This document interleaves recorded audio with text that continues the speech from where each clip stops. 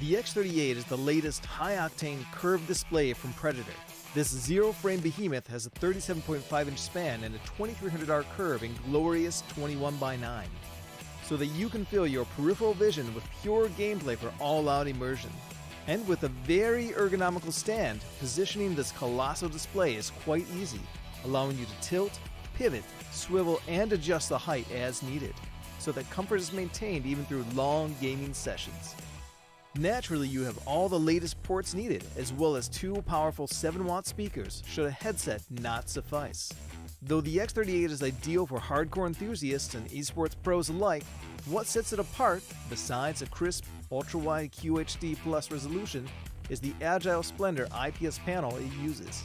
This panel makes it possible to push the response time up to 0.3 milliseconds while maintaining a color gamut of DCI-P3 98% and Delta E less than 2, so that colors and details remain vivid. Add on the 175Hz refresh rate and you have a blisteringly fast monitor that keeps all the fast-paced action coming through nice and smooth with almost no ghosting, color bending, or torn frames. To make sure those frames look as pristine as possible, NVIDIA G-Sync keeps frame rate locked to the output of your GPU, while Display HDR 400 certification allows you to enjoy HDR content in or outside of gaming. So if you're looking to go all out, it's time to introduce the monumental X38 to your game setup.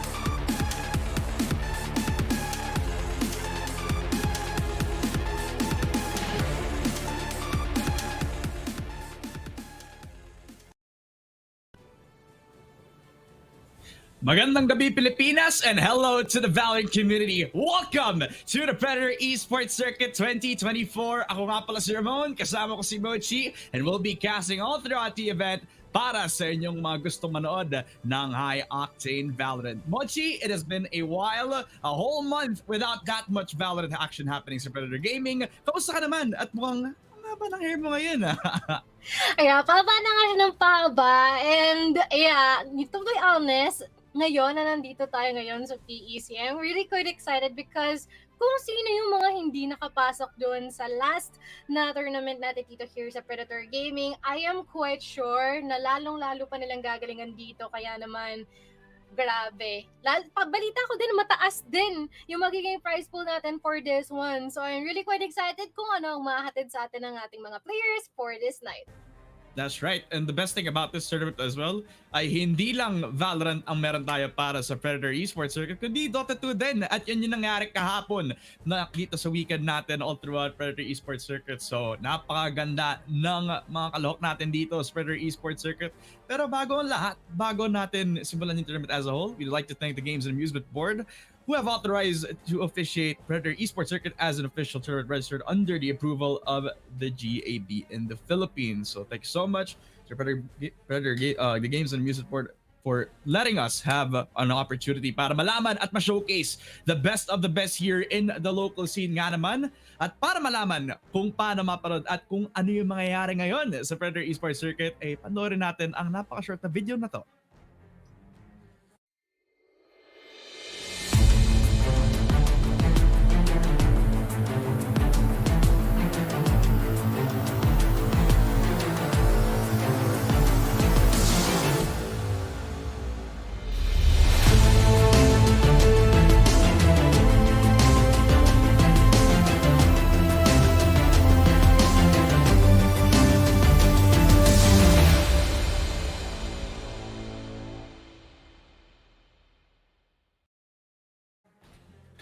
Napaka-familiar na teritoryo natin mga kaibigan.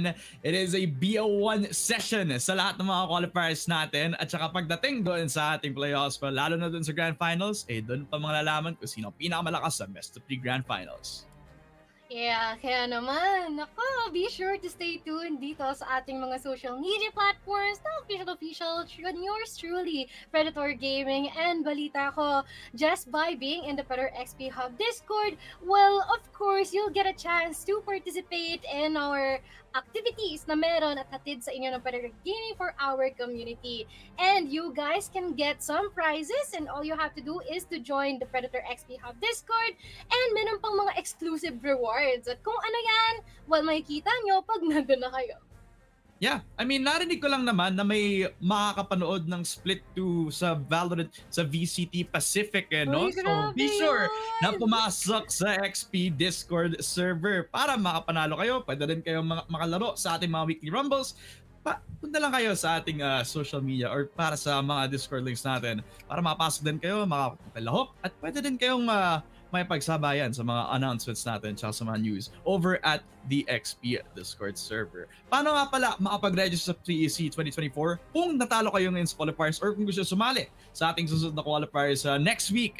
Madali lang yan. You just have to complete the registration form, await yung confirmation via email, join the official Discord server. Yan ang sinasabi nating Predator XP Hub sa Discord server natin, at i-follow nyo lang yung instructions over there sa tournament para makasali na kayo at makalaro sa inyong mga paboritong teams, or gusto nyong ilagay yung mark mo, yung pangalan mo sa history in the Predator Gaming Esports scene. Now, so far, Mochi, it has been a blast having a lot of these Predator Gaming or Esports tournaments. Pero ano ba yung pinakamagandang thing about this tournament? Laging mataas yung prize pool natin, and para lang ma-breakdown isa-isa, well, yung champion makakapanalo ng 60,000 pesos. First runner-up will get 20,000 pesos, and overall, yung second and yung third runner-up ay makakakuha ng 10K. The best thing about being a champion is that this is also the easiest way para makapasok sa Predator League Philippine Qualifiers. And that is up to a total of 200,000 total of our prize pool. Kaya naman, once again, we have series of qualifiers on this one. Today, yung ating una, it's June 9. Meron din next week on 16, 23, and 30. And of course, ang ating magiging finals will be on July 7. So guys, you have multiple chances onto this one. Kaya naman, be sure to try every week. Kung hindi nyo pala secure inyong spot, and malay nyo, we will be able to get your last remaining slot para sa ating Predator League locals. Yeah, so chances are running out, mga kaibigan. Kaya eto na, ipapakita natin yung ating magiging tournament bracket para sa buong araw ng first day of PEC. Ito yung top 8. Nakita nyo na kung sino yung mga nanalo, kung sino yung mga natanggal. Sayang na sayang kasi I was so excited to see Avernus Esports and No Org actually have a chance dito sa ating qualifiers. But that's the thing. You lose this qualifier, meron pa next week. Kaya makikita nyo sila possibly next time para sa kanilang susunod na chance. Pero para dito sa ating top 4, Bookie Rivals Pro and Carti Esports for our first game, habang ang Just Us and Phoenix Esports, very familiar faces ang ating apat na teams sa to. Sila ang maglalaban para sa ating iisang magiging grand finals pa. Yeah, and I feel like these teams are no stranger para sa atin. They're quite familiar, and nakikita na natin sila sa ating mga previous Predator Gaming tournaments. Kaya naman, it's already up to you guys kung sino inyo susuportahan dyan. Would you guys stick to your previous bias? Would you guys go for another one? Dahil yung ibang mga players dito nagkanda swap-swapan na ng mga teams, diba? So, it's already up to you. But be sure, yun nga, dahil nga meron tayong mga possibilities din. Kasi balita ko mahilig mamigay. Masyadong generous. Ito si Predator Gaming. Mahilig siya magpamigay sa kanyang mga community. Kaya naman, well, stay tuned sa ating mga announcement about that one. Yeah, narinig ko may bigatin tayong ipamimigay mamaya. Pero Yeah. Hindi na stream para malaman nyo kung ano yung ipapamigay natin. Wala mamaya munang by spoiler. the middle of the stream. So yeah, masasabi ko lang na dahil doon sa Predator. So thank you so much, Predator Gaming, for giving us this opportunity. So going back into the discussion about these two teams, we have Bookie Rivals Pro versus Carti Esports. On one side is a team that we have known for a lot of these situations, a lot of these tournaments. Lagi silang nandun lagi silang present, kumbaga. Carti Esports always in a lot of these tournaments, racking up experience as an organization, whether it's a different roster, one roster, a B roster, C roster, kahit anong roster pa natin, yung Carti Esports lading nandun. The thing about this though, is that they're under new faces, new teams. Yung dating Nursing Peak, nandito na sa Carti Esports.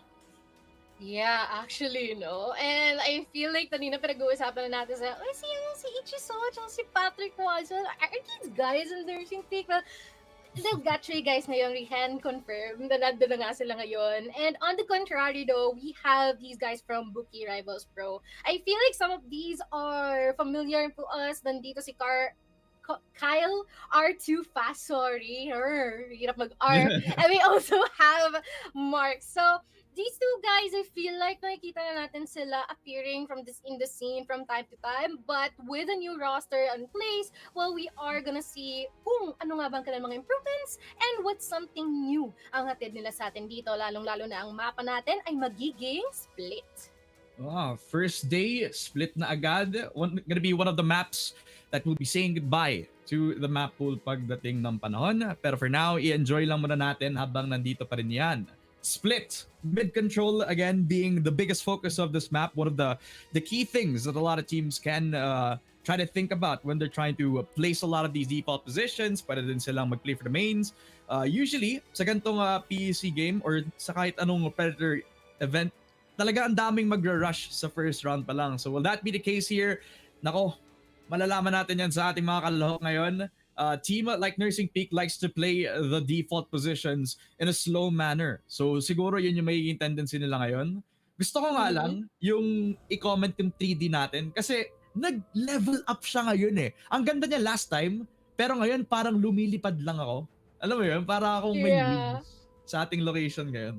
Parang tayo yung drone mismo, And it's crazy kasi every single rock mass has a specific assigned player bulletin or I don't know, LED screen.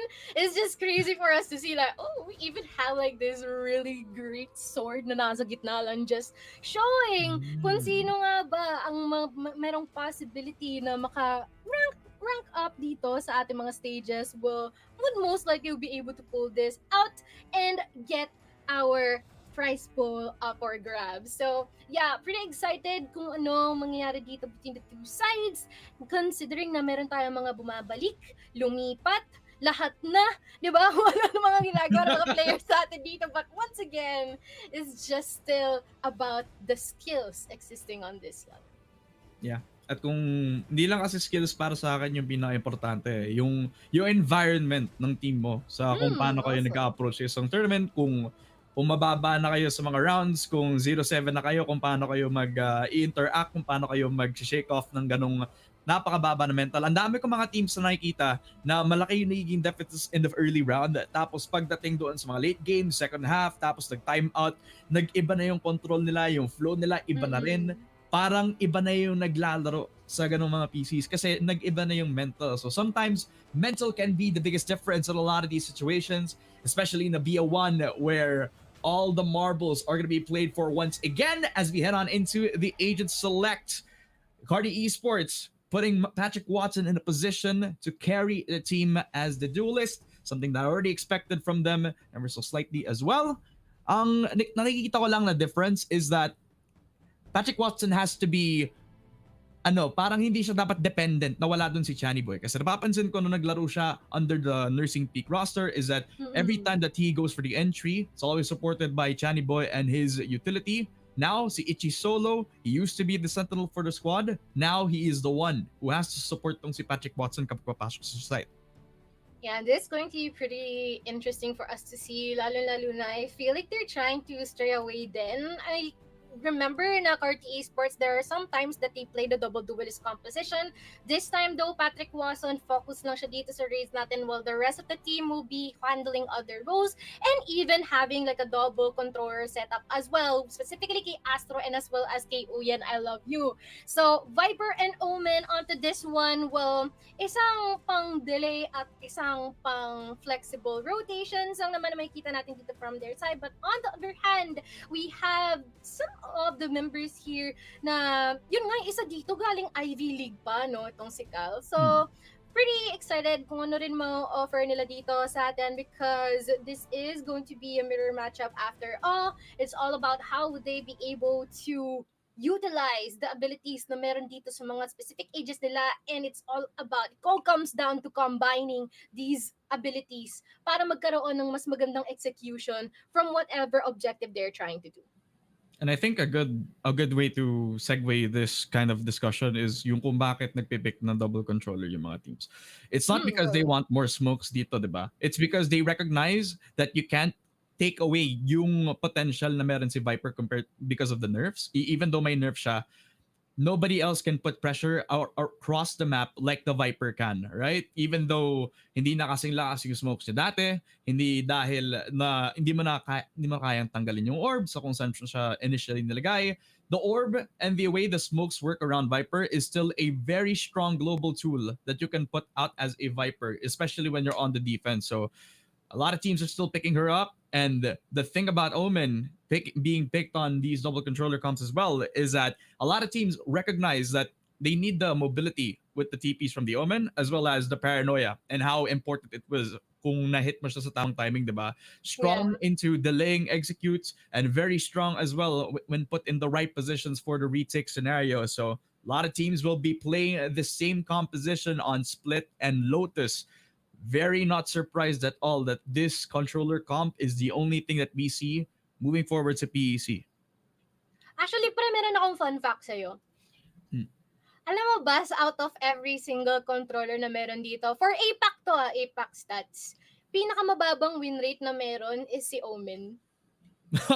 Wait. Share ko lang. It actually might be a reason why I'm not ranking up. Kasi di ba Omen main ako? Pero when I checked it out, it's second to the last si Omen, and then last si Harbor. And it's not even considering the pick rates yet. So, though I feel like it's not actually useful pagdating sa gantong mga setups, since this is going to be competitive, hindi naman siya rank. But I feel like some of the viewers out there might consider that. Baka useful para sa kanila. I mean, if you think about it, si Omen kasi easy to pick up pero hindi isa sa mga pinaka-hard to master na agents kasi, diba? Magkamali ka ng TP, madali ka ma-punish. Magkamali ka ng lagay ng paranoia or yung blind niya, eh di walang value. So dapat nasa tamang place ka para malagay yun. Dapat lagi kang makahanap ng balance kung kailan kang magiging aggressive o hindi. So maybe a lot of players can struggle with that kind of thing. Maybe that's also why mababa yung win rate niya. Pero yung pick rate niya mataas talaga kasi madali siya i-pick up eh. But I feel like another factor na lang din onto that one is that one of the agents talaga na mostly better off executing on his own kasi din si Omen. Compared dun sa ibang mga controllers natin na usually you can combine every single ability na meron sila except for the paranoia, di ba? So, yeah. Ayaw mo kay Clove? I love Clove right now. They're the one that I'm using the most. And I got 2 ranks up because of Clove. Medyo binitawan ko na si Omen because of that, knowing that fact. I'm not sure if, stats don't lie talaga eh. Diba? So the moral of the story here is to stop playing Omen tapos puro Clove na lang laruin natin. You can keep on using Omen as long as you have trustworthy allies. But other than that, it's going to be pretty difficult to go on solo queue. Definitely. Because sometimes you can't rely on your teammates. Sometimes the best person to rely on sa solo queue is yourself. So heading on to the game, kaibigan, it is Bookie Rivals Pro versus Carti Esports. We start on the default attack para sa Carti. Hintayin na lang yung first push over at that B-main side habang may dog. Si Marks makabigay ng first info, first contact. Nalaman yung dalawang position ni Patrick Watson at ni Astro. They can either give yung B-main or they can fight for it since kinakall na yung Viper on that side of the map. So far, they're just definitely holding their ground here onto this one, but they might not expect that Robbie's presence is quite near the entry of the site. Pero yun nga lang, kung magkakakitaan na sila agad, mukhang hindi mag-work on their favor ang kanilang one-way smoke. And other than that, it is going to be a -1 here from BRP, but now they're gonna try to skirt over B site and they'll be able to secure the space that they need, except for the fact na merong magagaling dito sa bandang likod, which is definitely madetay naman agad. Oh, great shot from K Corona though. able to alleviate the numbers, even getting the advantage. Double kill from K Corona, triple for the guy who wants to make his presence known. Bookie Rivals Pro, they start off with a bang, and even though B main was a very, very hard case of aggression being pushed on that one way, talagang when it comes to the mid round, when it comes to alleviating the amount of pressure given to them from the attack, nakapag-adjust naman agad yung Bookie Rivals Pro. Yeah, which is also nice, no? Actually, I even saw na medyo na-attempt daw or na-attempt tong si Marks na makapag-peak. But other than that, what's important is they got all of the information that they could ever need in order to end every single one of here nag-a-attempt na mag-push sa kanila. So, good job here for PRP. But now, it is going to be another buy round para sa kanila. So, definitely, kung sakali man na magagawa ni Carti Esports na makapagbawas on their end, that would mean a lot for their economy. Fundamentals wise though, kita mo naman may kakaalaman kung kailan gagamit ng satchel to si Patrick Watson, but in case of them, talagang tamang up and down position lang tayo. Si Robbie, tsaka yung Sky ng BRP, definitely in control of B main, early smoke down as well. So mukhang baka double dip lamang ang magiging position ng Carti. Ready with the paranoia itong si Robbie if nag-ingay na ulit ang Carti Esports. So, bonus round lang din naman to. So, might as well run it down against itong si Robbie with the Bulldog in hand. Low HP itong si Uyen. Blind out as well as a Molly. Nag-aayon na lang ibigay yung B at all. At this point, sa mid na lang manggagaling yung iba sa Carti. 30 seconds left. That's also 50-50 if that would be the decision that they'll be making. But it is going to be someone here at Presence. Medyo dead delay, but Ka will be able to connect those shots onto Patrick. Eventually, tons of trades coming in, still in favor for BRP. And nakita din naman natin, no, hindi pwede makapasok yung mga kumpare natin dito from Carti Esports dito onto B site. No ID, no entry nga, kumbaga. And immediately, that is a good round once again for the side of BRP. Though, right now, we can see naman in terms of positioning and synergizing the most that they can, they're really capitalizing on that. Kahit kay Marks and kay Robbie pa lang, makikita na natin yun agad starting off the round nung second natin eh. So, it's something that we hope that we can see consistent until at the end of this match. And I hope that Carti Esports would set it up to par to what BRP is doing right now. So present na agad yung synergy na hinahanap natin from at least one of the newer teams. So communication on point, tinatawagan na agad yung support from the initiator if ever that they need a high-low setup or an additional flash. Although if you do think about it, this team alone has 3 flashes as well as the other team. So kasi mirror matchup lang din naman to. Magugulat na lang ako pag may isa pang extra flash dito, di ba? With the same team composition. It's almost like Sky never got nerfed in the first place. But in terms of how they... Gawin mong blind yung orb ni Viper. One time nga lang. Ang tawag doon, Batangueña flash. Pang fake, no? Oo. Talagang rounding the corner, kala mo kayo flash. Nag-turn out, nag-peak pa rin. Or kala mo tuloy, na-blind sila. Kasi tinitingnan din nila yan eh. Parang ginamit nila as a distraction. But in any case, that's one of the things that I also want to highlight sana is yung player natin na on the top of the scoreboard. Across the leaderboard ngayon. Itong si K Corona. The thing about this guy, I've been seeing him in a lot of the community tournaments across the Philippines. I've never seen all the spotlight on him either on VCT or in a tier 1 tournament. Hindi ko alam bakit yung reason. Pero if in any case na makapasok siya dito sa grand finals ng ganyan yung performance niya, he's looking like he has a lot of potential.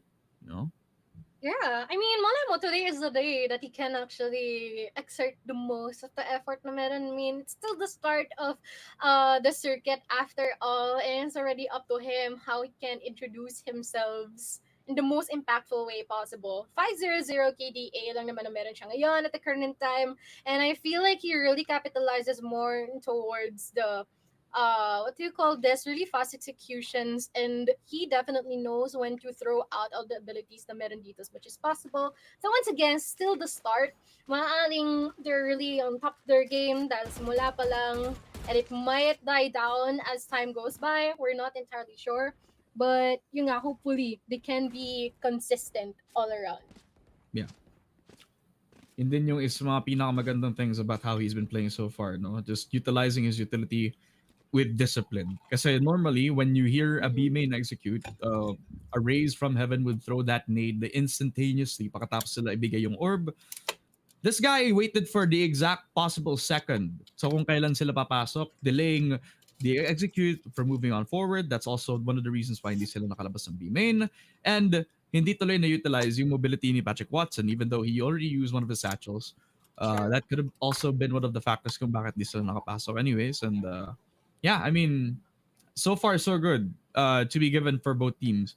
Even though masabi ko na Bookie Rivals Pro does have the leg up here since 2-0 nga pala tayo. It's still too early to tell that they are going to be the ones winning this game so far since, you know, mga buy round lang naman yung magiging difference dito mostly sa ating mga matchups. And Patrick Watson and Astro is a duo that you definitely do not want to underestimate when it comes to the aim duels, lalo na kapag nabigyan mo ng Vandal tong si Patrick Watson, kapag nakahanap ka ng mga timings tong si Gabot at si Uyan. I mean, these guys were one of the only teams that have pushed in papunta sa playoffs sa Predator Kings of PH last month. True. And hoping that they can get more onto this current qualifiers that we have here in the Predator Esports Circuit. And I guess seems like we're seeing some pings all over the place na rin dito for the side of Cardi Esports. It might actually start right about now. Some blinds magkakakitaan yung mga ibon dito from bat sa dalawang kampo, but immediate back out muna kasi once again, andyan na naman yung dynamic duo natin na si Robbie and as well si Marks na maaaring mapuhukan sila dyan. So they'll be holding off the mid-control as of the current time. No, nakalagay yung orb. So he can always refresh it back up kapag meron na siyang uling fuel. There you go. Patrick Watson's down a little bit to spare. But so far, since may skies din sila, kaya pa rin nalang i-reset pabalik. Walang armor, pero at least meron siyang health. Ang ganda ng magiging one-way. At least yung magiging angle itong si Kyle spotted. Cross that Raptors position, giving up that heaven side para kay Patrick Watson. Entry on in, but gets denied. 3 kills, in fact, para sa BRP. They're locking B site like a fortress. Di sila makapasok, B main man or heaven. I am loving the power positions na meron dito inside ng Key Rivals Pro so far because despite of the efforts na mag-go all in itong mga members side by the side of Carti, hirap na hirap sila and somewhat it seems like they have nowhere else to go because they're always being caught off guard in the most unpredictable places possible dito. And before we even know it, the buy round did not actually benefit these members from the side of Carti Esports. Force na naman sila mag-opt for eco out of this one. I feel like they really have to think of a way how they can address these members, specifically from B side, silang tatlo, because they can definitely move into specific positions where every single one of them merong ma-occupy na angle and they will break no sweat into securing every single frags na meron dito. Some bit of hesitation then nung pumasok sila on heaven. They could either go back and flood all across that B heaven papunta dun sa B. Pero naging problema nila tong Viper. Tong si Kyle too fast. Already getting himself one na papunta dito kay Patrick Watson. Mark C to get the second. And that's the thing about Carti. They can provide all the cover in the world. Especially with this double controller comp. A beautiful shot from Astro as well. To make sure that male position is not going to be a threat kahit chinek ba itong ni Ichi solo. So they have a bit of breathing room. Mid-side, controlled by the attack. Habang may lurk pa doon sa may heaven. Kung sama-sama na yung tatlo dito sa Carti kasi doon na nga yung rotation. Vents open, heaven secured. Oh, they should be wary of this race though. Kiko Runa establishing his presence here at the A main area while the rest will be following through, pushing forward. Gabo, merong masisecure. It is going to be Busher and now it all boils down to 2 more people here from Key Rivals Pro, but they're still fighting it off. Sadly, it is not going to be enough. This is going to be the first round here for the side of Carti Esports, and fortunately, they'll get guns alongside that point. For free as well since naka-sheriff lang across the board yung T-side ng Carti Esports. Great timing as well from Gabo kasi na-exploit niya yung timing sa kung kailan biniring na yung A main position. Normally, some CT-sided teams on split like to play the main position aggressively, try to peek it around, see kung may makakuha silang jump peek. Pero mukhang focus na focus sila doon sa may mid na nabuksan nila yung door doon sa loob ng may heaven. Kapasok si Gabo, nabigyan ng window opportunity ang Carti Esports. Back on the buy round with Patrick Watson entering onto the site, dodged away from one of the tripwires. That's very important. Napop na din yung dalawang cages, so walang matatakbuhan si Busher kundi lalaban sa site itself. Gets one. Itong si Patrick Watson, ace site fully secured by Carti, leaving BRP on a numbers disadvantage to fight for the retake. Dude, that is so James Bond coded. Buti na lang naiwasan niya yung trippers just by going with a satchel. But now, opting for the free fires here, denying the seekers. Meron pa naman sa security si Robbie, which is going to be Uyen. And so far, it is a 4v4. Showstopper natin, nagbilang mo na po yung kay Corona. Pero siya ay mahop immediately by Patrick Watson. Astro getting a couple of kills as well. And this is going to be a denied retake for the side of Wiki Rivals Pro. And definitely, it seems like maganda yan ang accumulate na momentum dito for the side of Party Esports. Instant pace change pagkatapos ng kanilang slow pistol rounds. Noong una, talagang tamang default lamang to start off the split map, and instantly when they got the momentum, they pushed the tempo into the A site. Fully controlling itong si Busher. Dito lang nakatakbo dun sa may elbow. Kahit na-pop yung cages, as long as Patrick Watson has dodged away from every single tripwire, the cover doesn't really matter for him at all at this point in time. So 2-3 na tayo para sa party. Flash top tong si Robbie. Dito tuloy siya makakapasok doon sa may cube. Pero nasa loob na siya ng mail. Kyle has to be careful. Sprays on, stinger in hand, pero na-deny ni Uyen and could possibly get another 2 versus 4, and Carti Esports have fully set up their mid possession. Oh, 2 more people here for the side of Wiki Rivals Pro. Oh, it's already up to them how they will be able to segregate these 4 remaining members from Carti. And if so, that's going to be a difficult task to do. Lalong-lalo na, they might be working close with each other onto this one. But on the bright side, may dalawa ng low onto this one. It's already up to them how they can do that. Unfortunately, that would not be the case. Busher, immediate demise and immediate elimination lang naman ang kanya makikita dito, and this is going to be pretty difficult for Kay Corona to fight it and fend off, lalong-lalo na nakabaki pa siya, so good luck. Yep. Needs more than luck. He needs a ton of help. Para He needs a side miracle. Yep. Kung kaya pa niyang if he can get lucky kung may papasok sa city niya. Pero I think they're just gonna opt for the save. He does get one again, and may Vandal pa dun sa tabi niya. But he loses the fight against Gabo. We definitely expected the peak on from that CT position. So 3-3, Carti Esports tied things up. And it goes back to the conversation of what kind of tempo Carti Esports want to force on this roster. Kasi when they started off a little bit slow on that B main side dun sa pistol round, I was thinking that they might push that tempo into the later stages of the round. So ngayon, Kyle, over at BRP, just making sure that that mid side is definitely going unpunished. Nag-push sila doon and gets 2, but in fact, that stinger is not going to be able to be more than enough. They go for the 3-3. A site naman ulit at mukhang mabilis lamang ang magiging pace ng Carti. Leading tong si Patrick Watson again. Kaso yung tripwire, konting-konti na lang. The smoke also helps 4K Corona. Spray on through. Busher with a second. And BRP are fighting back. Yes, Vitsu, make it 3. Oh, that's quite unfortunate that they've been delayed and eventually killed, or some of their members were killed because of the tripwires being placed here. But good job onto Busher, because that just means na super effective ang kanya naging setup onto this one. Astro and Uyendo, last 2 remaining people here for the side of Carti, will try to make their way and equalize the numbers onto this one, which might actually be possible, as now it is already a 1v2. Uyen will just rummage through dito sa mga spaces natin as much as possible, but there's going to be a tricky one, lalong-lalo na 2 eyes are onto that same position, and he really has to be careful into securing the spaces. The heal, just like this one, is gonna be caught off guard immediately. And you know what? Sometimes I really want to point out that for the side of Carti Esports, there might be some struggle in terms of their hesitation. But right now, I feel like it's no longer hesitation, because it's about how good they are into setting up a specific site in contrary in order to deny itong si Wiki Rivals Pro. And I mean, it's just early stages, but we are yet to see kung merong mga magiging counters itong si Carti Esports in terms of the setups na binabato sa kanila dito ni Busher. Yeah, even though there's a lead, I could say that this game is still a neck and neck pa naman. Already Viper split tong si Kyle, and he's been using at least one smoke to control that mid side. Now he uses his biggest one. The ultimate up online again para kay Kyle, pero hinahanap lang siya ang parehong bot at saka yung Trailblazer. Mark Z, good for the shot, papunta kay Gabo.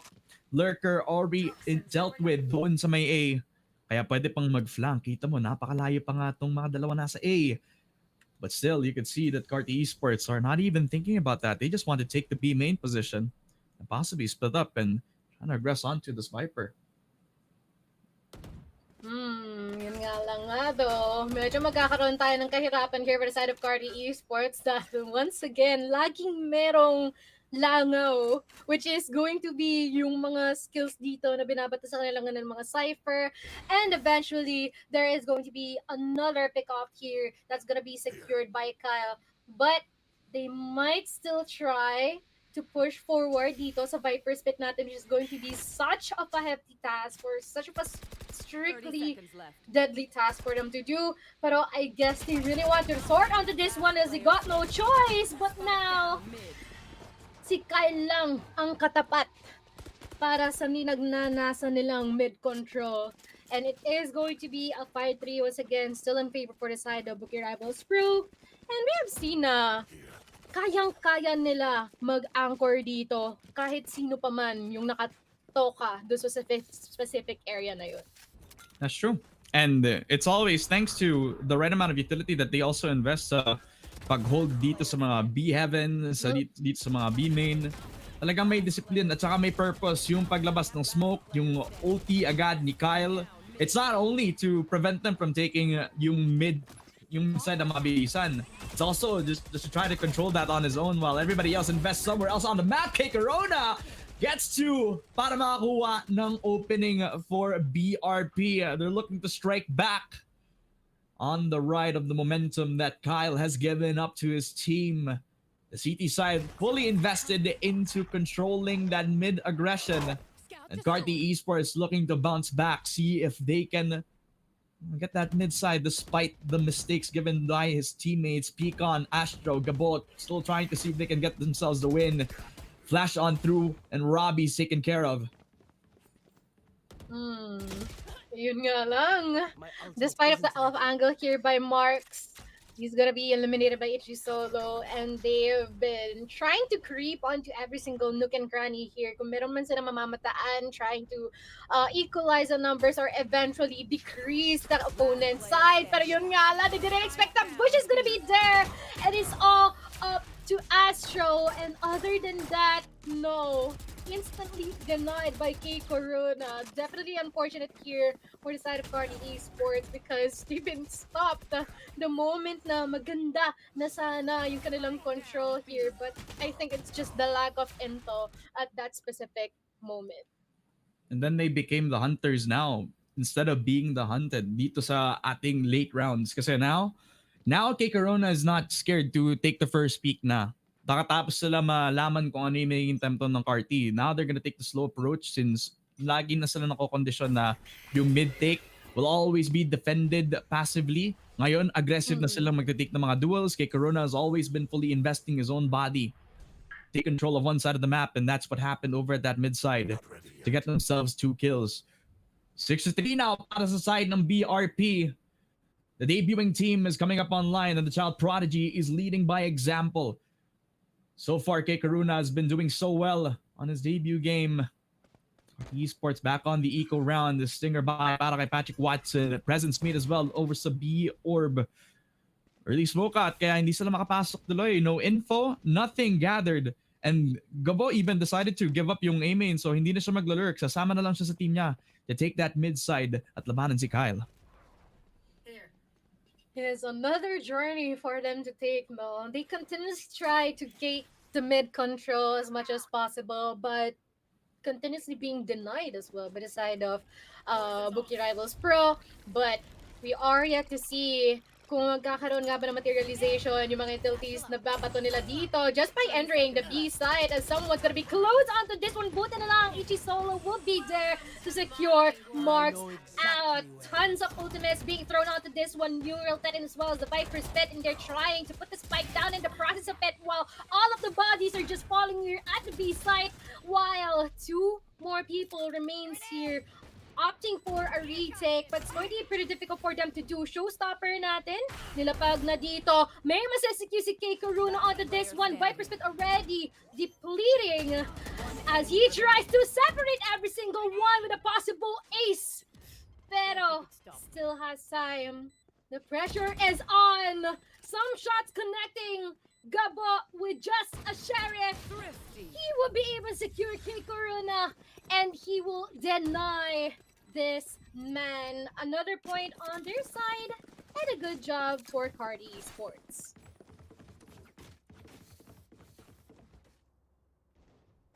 Out of charges. One down. Last player standing. One enemy remaining. Grenade!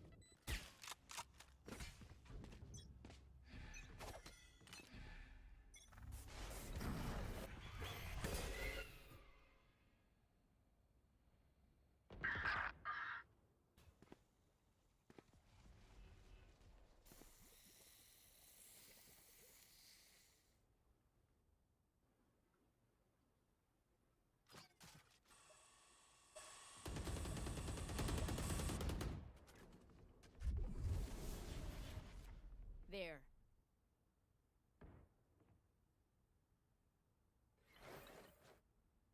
True. Pero tamang bato lang din yung mga ginagawa nila dito. Tamang bato ng utilities in hopes of connecting it onto some people. But Marks, meron na siyang dalawang kuha with a trade here and attempts Ichi Solo, but still, it is a 3v3 Seekers natin. Mukhang merong mga na-pinpoint na ng mga tao onto this one, but A-side is their target. Kay Karuna, tamang-tambay lang sa screens natin. They really have to be careful onto this one, but he's gonna be secured by Gaba, and this is all the more possibility for Carti Esports to secure this round. Yeah, they all stacked up again. 3v2. BRP down in numbers. Definitely down in the 1v3. But this is the time to shine for Busher, as he's held up by 3 from Carti. But Gabo peeks on a triple from the Carti Esports legend. 5-6 again for the attack. They want to strike first. Dito pa lang sa first game natin sa Predator Esports Circuit, at mukhang init na si Gabo. 10-6-2 on the scoreboard. But you can't ignore the fact that Kay Karuna has been putting up a lot of good numbers sa kanyang starting point pa lang sa ating BRP roster. 15-5-1, a force buy across the board para sa CT side natin. Walang armor din tong si Mark Z. Kailangan na maging careful. Kailangan matrade siya agad. Again, early B main control. One ways across from that side of the map. While, you know, I can understand for Carti, they can't really be that aggressive anymore kasi sa bawat times na nagiging aggressive sila, laging may pasagot ang BRP. Truly lang. I couldn't agree more dun sa sinabi mong yan, because these members from the side of PEC Rivals Pro is they're trying to get as many points possible para malaki yung maging agwat nila dito from Carti Esports. But Carti Esports, interesting enough, lagi silang merong nagiging kasagutan para ma-counter nila yon. Showstopper natin, mukhang may makikita onto this one. Patrick Watson will be receiving some damage, pero not entirely enough naman, so saktuhan lang.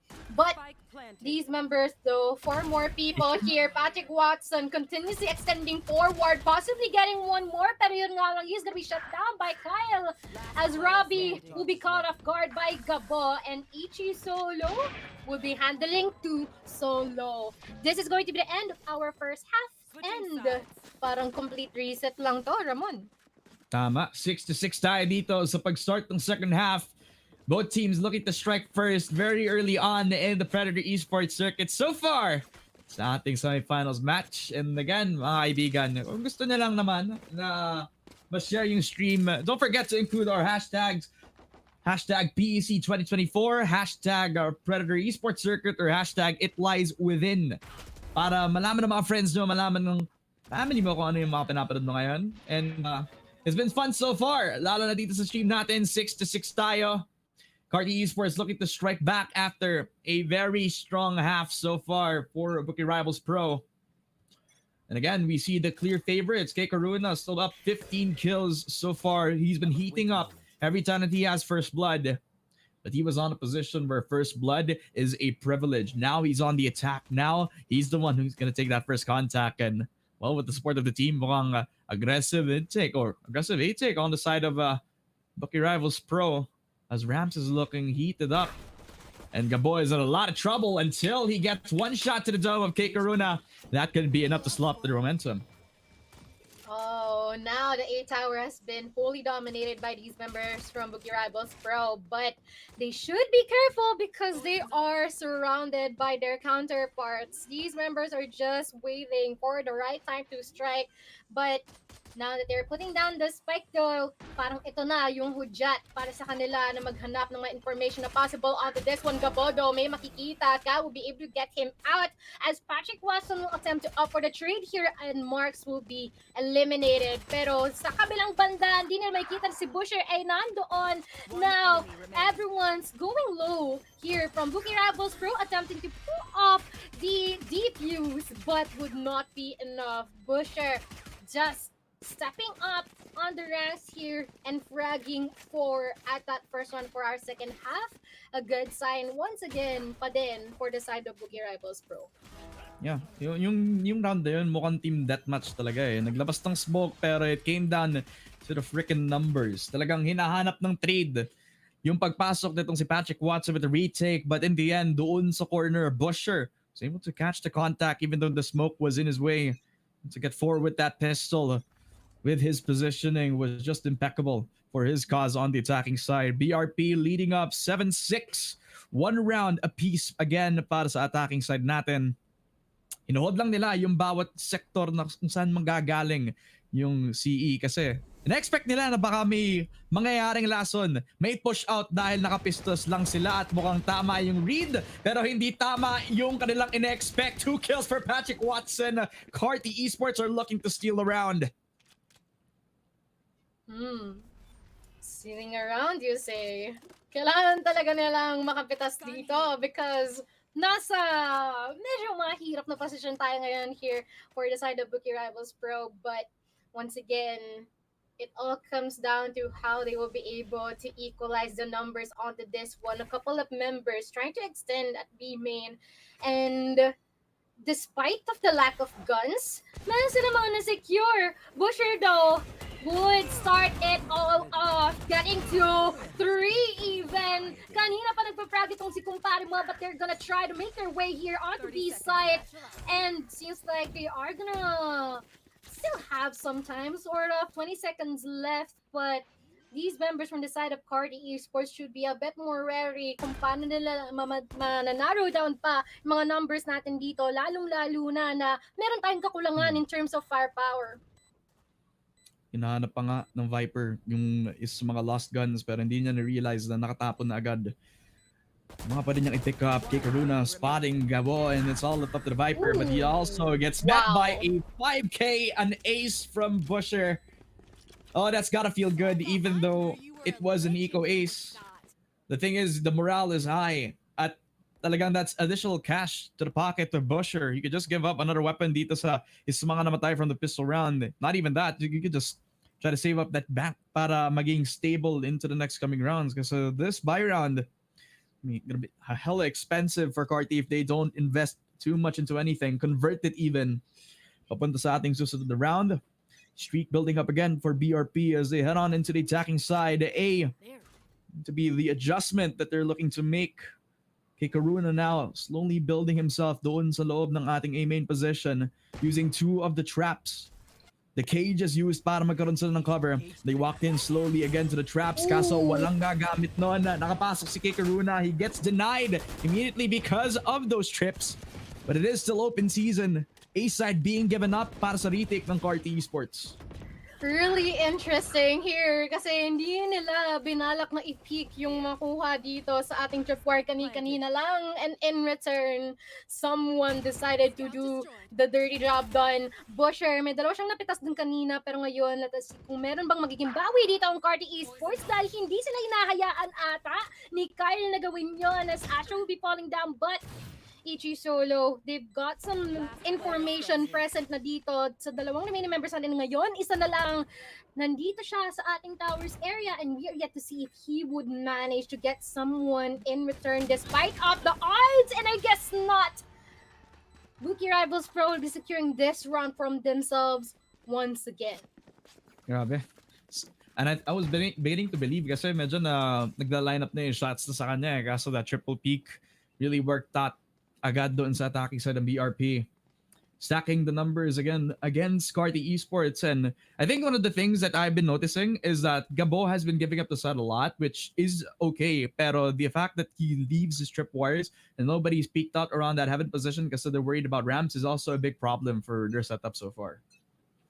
True. And we can kindly see that from time to time they're trying to keep their focus into a specific side here for the side of Buki Rivals Pro, and sometimes trying to make themselves refrain dito sa mid-control natin, because sometimes doon nang gagaling yung hesitation, yung pag-hold natin for quite some time, more than we wanted. So I can understand the reasoning for that one, but for now though, Carti Esports should be more wary kung paano nila mababawi yung 3-round deficiency na meron sila onto this one, as there are tons of abilities being thrown here na dito sa mid area natin.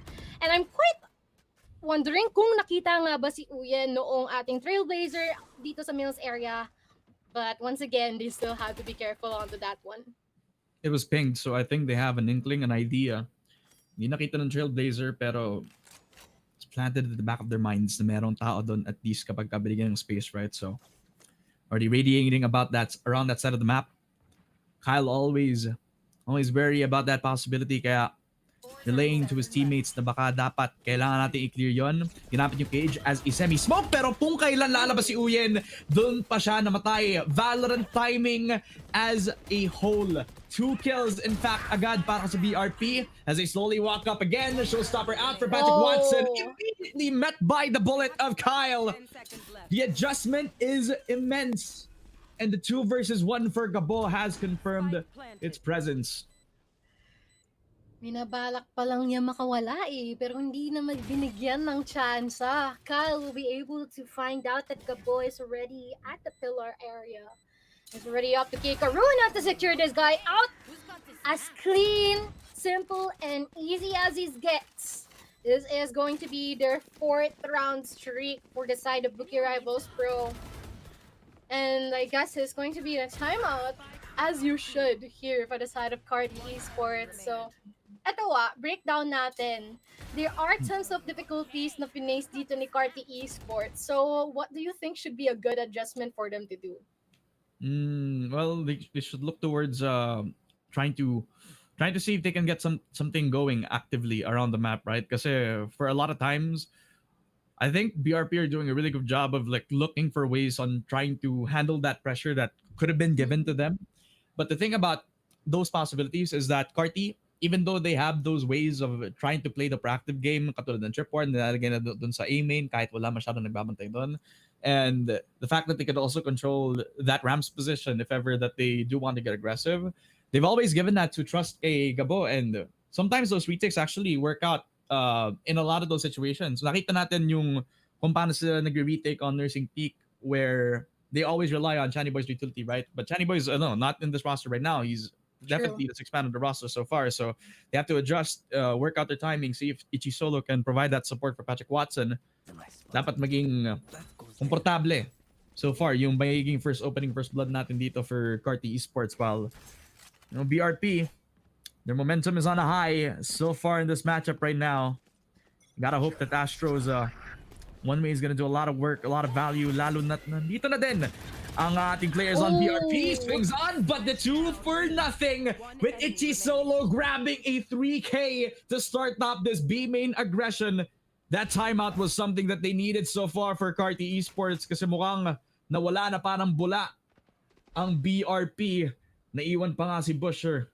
At ito ang child prodigy from Cavite, mga kaibigan. Kung makakapu pa siya ng dalawa dito, eh baka kayang-kaya pa, pero doesn't look like it. Tignan natin, no? If that would definitely be possible for him. Lalong-lalo na binatuhan pa ng one-way smoke to. So there's going to be a bit of a wreckage kung sakali man lang nasubukan niya na tapatan itong mga tatlong member natin from the side of the main. But regardless, he'll still try to do so. And you know what? Not gonna lie, I have to give it to him. For the side of Carti Esports, napakaganda na naging spray down dito as well as the transfers na ginawa dito ni Ichi Solo. And it's just really pristine and clean. Yun nga, all they had to do, pull off that time out para naman nakuha nila yung break and yung reset na kailangan nila in order to clear their minds even just for a bit, or even try to plan kung what is the next step in order to, you know, equalize the numbers here in terms of the points in this batch. And so far, it definitely benefited them so much. And we've got some ultimates available here at the same time, just in case nagugustuhin man nila to get an additional edge onto this one. But once again, a 3-man peak possible here from both sides. Already up to them. It doesn't be connecting. A trade from them. But still, all utilities being showered upon the entrance of the site. Kalmahan na muna nila dito because medyo naging mainit yung simula na tong round na to. Tsaka wala din sa kanila yung bomb, so just have to be careful about that fact. Even if they won that match, it would have been a long time before makapag-plan sila ng spike dun sa B. So baka nag-ingay lang sila, make presence dun sa B, try to see if they can make the most amount of noise para ma-hold yung rotations, ma-hold silang tatlo doon sa may B site habang naka-crawl up na agad yung space all the way from that A lobby position. Leaving itong si Sky to make all the noise in the world. May fake smoke pa nga. Invested na yung Seekers. At baka ito ay enough para malaman na walang tao sa B. Talagang A-site lamang ang magiging endgame nila dito. So si Gabo, he has all the time in the world. Try to spray on. And it does so. He has hit the money on Robbie on where his location is going to be coming from. Second attempt at the plant as well. BRP have the plant down. But again, numbers disadvantage dealt up. At napakalayo pa ni Mark Z. So kailangan mag-push na si Uyen who gets the shot through. And another for Busher to trade off immediately by Uyen. A second frag from the Viper. And Carti Esports, they're back on the board yet again with an 8th round win. This is so nice, no? In contrary from the previous rounds na meron tayo dito for the side of Carti Esports on defense, we can observe na merong sort of pressure na na-accumulate sa kanila whenever that they try to retake it. But this time, it seems like they really took their time of day para ma-execute ito na maganda and definitely denying the most of the information possible here on the contrary as what you can see in the highlights from this one. And of course, napakaganda rin ng naging coordination nila dito with regards to what is going to be the best time to put the Seekers out, what's going to be the best time to rotate, and kung magagawin ba nila yon on their own or alongside with each other. So 10-8 on our scoreline, and they are yet to move 2 more if that will be given by the side of Rookie Rivals Pro. So kung mapapansin mo, every time na nakalagay yung Viper wall dun sa may B main from the attacking Viper, that's when they wanted decisive, they take the fight kasi yung wall is where they actually get themselves yung information. So yung Viper, kapag nandun yung Viper, it's gonna be a rush. Kung wala yung Viper doon sa kung saan sila nagay sa B-main, edi hindi sila magkasama at all. Uyen's getting sprayed across from that smoke position as well. Kaya kailangan niya lumabas sa position na to. Patrick Watson's also providing cover, some support para makaalis agad, para magkaroon din ng info yung ating Carti Esports. Cross that mid-side position as well. They give it up. B-main could be the call. Ichi Solo and Astro, they're playing a bit of a bait and switch setup. So the setup is Ichi Solo first contact at hindi niya kailangan mag-commit to fight kasi nandito si Astro. But he actually will get a lineup frag. 2 for nothing special, and Astro also makes his presence. I said it was a bait and switch, pero hindi ko na-expect na si Ichi Solo talaga yung hagik sa dito sa ating play over at B main. Man, that's just really unfortunate here for the side of Boogie Rivals Pro. They're gonna be forced out onto that one without even trying to secure the objective here. Dahil ang priority nila dito ngayon is mag-save. And mukhang i-delay pa yun sa kanila. Buti naman nila because we have just witnessed na si Uyen, naku, hindi talaga na in-expect na Butcher is gonna be there. But regardless though, that is good amount of effort being put out dito ni Ichi Solo onto that one. Just collateral damage all the way, and even being supported here by Astro just means that they are definitely trying to address every single round possible para ma-inch nila itong mga members side for the side of Buki Rebels Pro. So far though, timeout's gonna be put out onto this one dahil malay mo, yun lang din naman kanilang kailangan, the mental reset, or would they try to pull off something else? Possibly cook up another strat in the playbook right now. And very quickly, gusto ko lang makita na, or masabi na Qualifiers Esports has been looking like a stable roster so far sa kung paano sila nag-approach dito sa game na to. No? Parang yung kung paano nila sinaset up yung mga defenses nila, hindi siya super complicated eh. It's very easy to understand. Na, early mid smoke from the Viper, tapos kapag naglabas sila ng presence, they could either give up mid side kasi they're not really too worried about like the lurk, since Gabo is usually just yung paglalurk na is usually going to be around the 3 out of the 8 rounds that are going to be played on one half. Usually he's going to be and it's not always all the way, it's always up to a certain extent only. Yeah, he's usually going to be one of the aimers for the team, so he's needed on the front lines in a lot of these situations. 10-9 after the timeout, mga kaibigan. BRP still leading up, but Qualifiers Esports catching up to them, trailing behind by 1 point.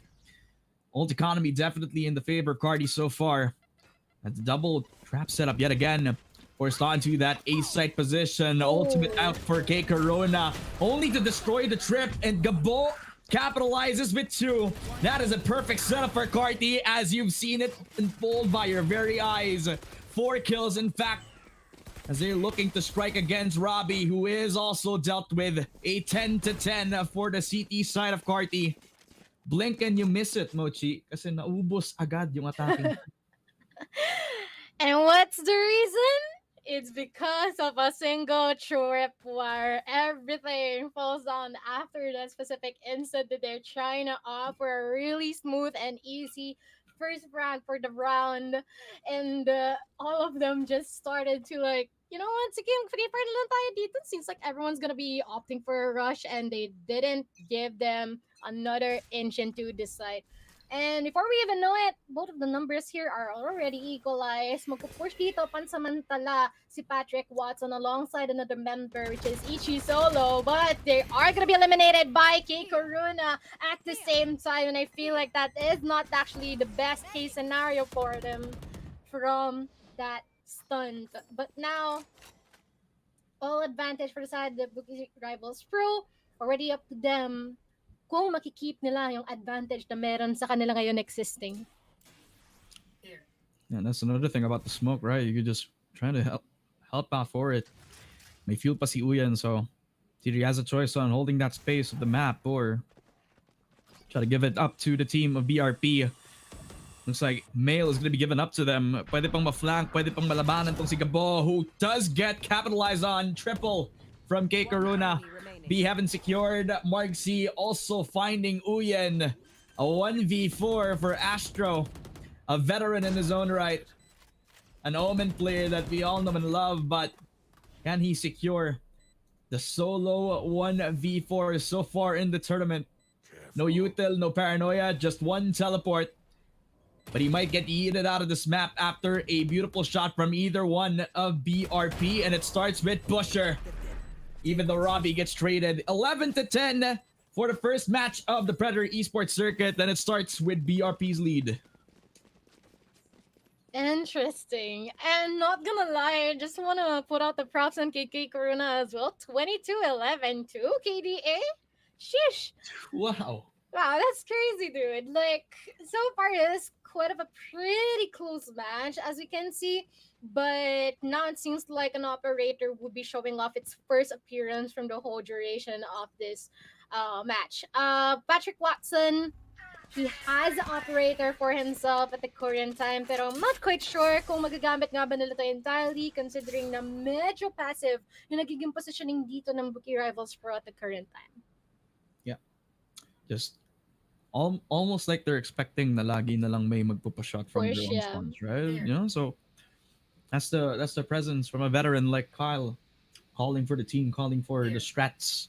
He's waiting for every opportunity para punishing mistake given to them by Carti Esports. Solo, Trailblazer out, and Destroyed. only spotting two doon sa may mid. And since it's the Raze and the Sky, that's almost like the core of the team anyway. So I'm expecting the active players across that mid side. Itchy Solo also dealt with because of that snake bite. At hindi nila kailangan i-push ito dahil doon sa dalawang players na yun. So go back. And they leave Patrick Watson on an island. Already dealt with itong Omen player ng BRP. So controller out. No smokes on heaven. So that just means this A site execute is going to be much harder than it already is. I mean, sabi nga nila, pag may tiyaga, may nilaga. And it seems like Patrick Watson has been able to get that nilaga from that frag. But now, all hell breaks loose at the A site. As we can see, two more people remaining here for the side of Bookie Rebels. And eventually, all of them tried to respond as quickly as possible, caught them in the act, and eventually eliminated them all. All equalized here once again. Sobrang higpit ng grasp nila dito from each other. And yun nga lang nga though, our counterpart, our attackers will be resorting to these stingers, or rather a mix of guns here on their eco, because they've got no other choice but to do that. Yeah. Kasi kung mag-i-eco lang naman sila, then they're just gonna give match point away. Papunta dito sa Carti Esports, and they don't want that. They want to fight for control on that A site. Kaya Trailblazer immediately activated agad from the defensive side. Only spotting anybody. Kaya Ikaruna has a perfect time to move on in. Astro, the only anchor, could not control the spray kay Kyle. Long range stinger. Talagang kailangan ng tingnan yung barrel na yan, mga kaibigan, dahil laban sa Vandal, naku po, natalo pa nga. 5 versus 4. At Carti Esports, a very difficult retake despite the numbers advantage. Oh, from the backlines though, again, judge lang naman ng katapat ng dalawa. As we can see, these members just falling down tremendously as the last remaining member will be caught here sa B tower natin by Gabo. And before we even know it, the match point is going to be secured here by the side of Carti Esports. Sabi nga ni Gabo, kung kaya nyo na durugin kami doon sa first half natin, or rather, kung kani-kanina lang, well, kaya din namin yan gawin sa inyo. Operator natin, buhay pa din actually. Ang tagal ng buhay ng operator na yan, oh. 3 rounds na. Nasa kamay pa rin ni Patrick Watson. At wala silang nagagawa dito for the side of Bookie Rivals Pro kundi tanggapin yung mga shots na nakukuha nila dito. Yeah, and Patrick Watson is usually known for being a very tough op player to play up against. So very careful. Very tough to deal with. Paranoia has to be at the perfect spot. Guiding Light also has to blindside him para walang opportunity si Patrick Watson. He's also pushing up yung B main, so he has to be careful. On his next move now, Viper spotted, and Kyle wasn't too fast for that. Patrick Watson's always hitting these up shots, and that one was no different at all. And this just adds more to the pressure and the hesitation na meron na dito ang side ng Bookie Rivals Pro. Nadagdagan pa, dude. Kasi now that they are 4 more people remaining, I mean, they have like ultimates they can use onto this one. Pero yun nga nga, parang hindi nila yun ginagawa na. So far, showstopper natin will be coming in with a 3K with a possible 4. Pero Busher, he would be able to get a couple onto this one. Dahil sakto na blind doon si Patrick Watson. But now, Astro will be able to deal the final blow. And this marks the end of our first match with our members for the side of Carti Esports reigning our first match for the Predator Esports Circuit. At hindi lang yun, makakalaban sila mamaya para sa chance na makapasok para sa ating main stage on the Predator Esports Circuit. So congratulations sa kanila so far. And it was a great game looking out from them kasi Carti Esports were looking into this roster and we saw a lot of bright stars from that Nursing Peak roster. And ngayon nagsama na sila. Mayroon pa silang bagong Sentinel player na grabing lumaban, grabing mag-hold ng site si Gabo, who's also had a lot of impact dahil dito sa Carti Esports. Congratulations sa kanila, man. And what a game as well to end it off with almost a 4K, if I'm not mistaken, from Patrick Watson's operator. Grabe, no? And we can see how lethal that operator is even dito sa kamay ni Patrick Watson. And he really is patient and securing like, sige, tititig lang ako dito sa anggulong to hanggang matapos yung round. Alam mo yun? Pero it works, di ba? Like, talaga nasabi nila, it's all about the patience here. Patience is key. Hindi na communication is key kasi meron na sila nun. Patience is key here, sabi ni Patrick Watson. And so far, it really benefited them really well for their match onto this one. But for the side of the rivals, Pro will play pa rin because there might be a bright future on these guys. Lalong-lalo na nakita natin the first few rounds is sobrang ganda ng nakukuha nilang synergy ng kasama. I feel like it's just about the consistency or rather how they'll be able to keep their cool at certain aspects or certain times. Kasi syempre, di mo rin may iwasan na mag-overthink or mag-underthink from time to time. It's all about the consistency then. But well played here by the side of Carti Esports, and seems like what they have done just shows that their newly formed roster is actually reaching heights onto this. Hindi lang new roster, elevated roster na din to eh. Kasi napaka-solid ng naging transition itong si Gabo. Even though he is one of the only players on Carti, he has shown that he has adapted to how the structure is right now. Kahit bago na yung mga players niya, well, it's the same old performance. And I might say even improved para kay Gabo. He's showing a lot of talent dito sa ating roster natin. And what can I say as well para dito kay Patrick Watson as well as kay Ayap, I would say. Talagang merong impact ang ating mga players natin for Carti. And I'm sure that they're gonna be showing a lot more pagdating mamaya sa ating susunod na mga matches. But mga kaibigan, gusto ko lang maibigay sa inyo ang PSA kasi hindi lang naman yan ang nag-iisip ng BO1s natin mamaya kasi meron pa tayong dalawa.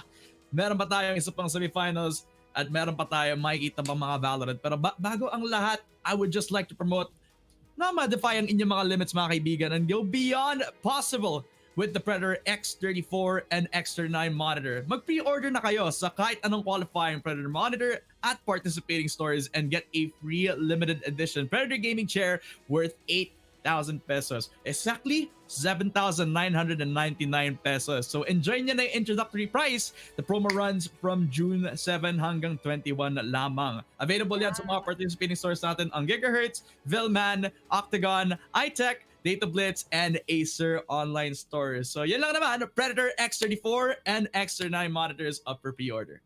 But also though, syempre, you can game with AI in the Helios Neo 16 powered by the latest 40th gen Intel Core processor. And that is actually available dito sa mga official Predator concept stores natin or the authorized resellers na binanggit ni Ramon kani-kanina lang. So be sure to check it out dahil balita ko, meron din tayong giveaway na close onto this one. Pero sige, later na natin yan. More details onto that one later on. But right now, sit tight na lang muna. Gusto ko talaga yung tinitease talaga ni Mochi kanina pa. Yung may giveaway natin. Pero malalaman mo kung sino yung mananalo mamaya. Ako nga pala si Ramon. Kasama ko si Mochi. When we come back, it's another BO1 in the Predator Esports Circuit.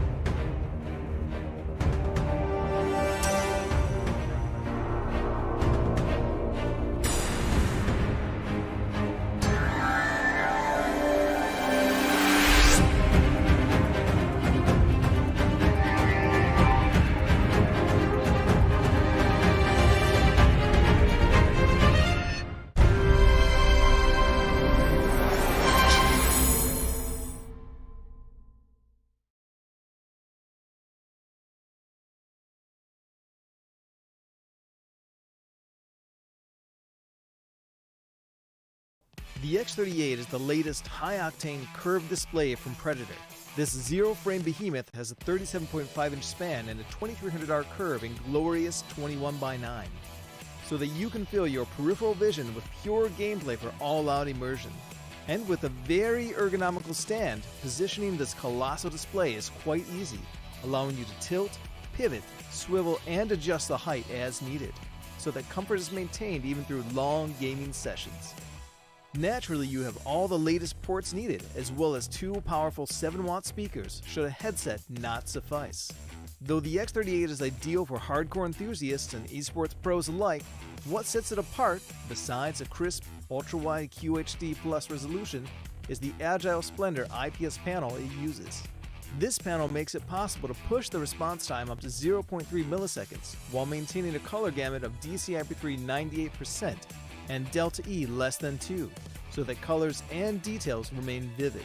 Add on the 175Hz refresh rate and you have a blisteringly fast monitor that keeps all the fast-paced action coming through nice and smooth with almost no ghosting, color bending, or torn frames. To make sure those frames look as pristine as possible, NVIDIA G-Sync keeps frame rate locked to the output of your GPU, while Display HDR 400 certification allows you to enjoy HDR content in or outside of gaming. So if you're looking to go all out, it's time to introduce the monumental X38 to your game setup.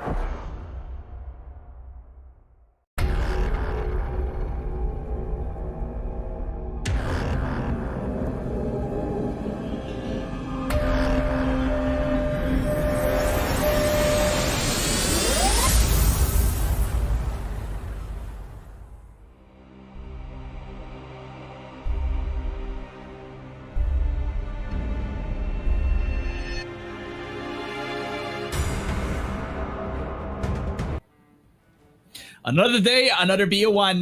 Balik na tayo dito sa Predator Esports Circuit. Munti ko na masabi yung last tournament. Ako pala si Ramon, si Mochi.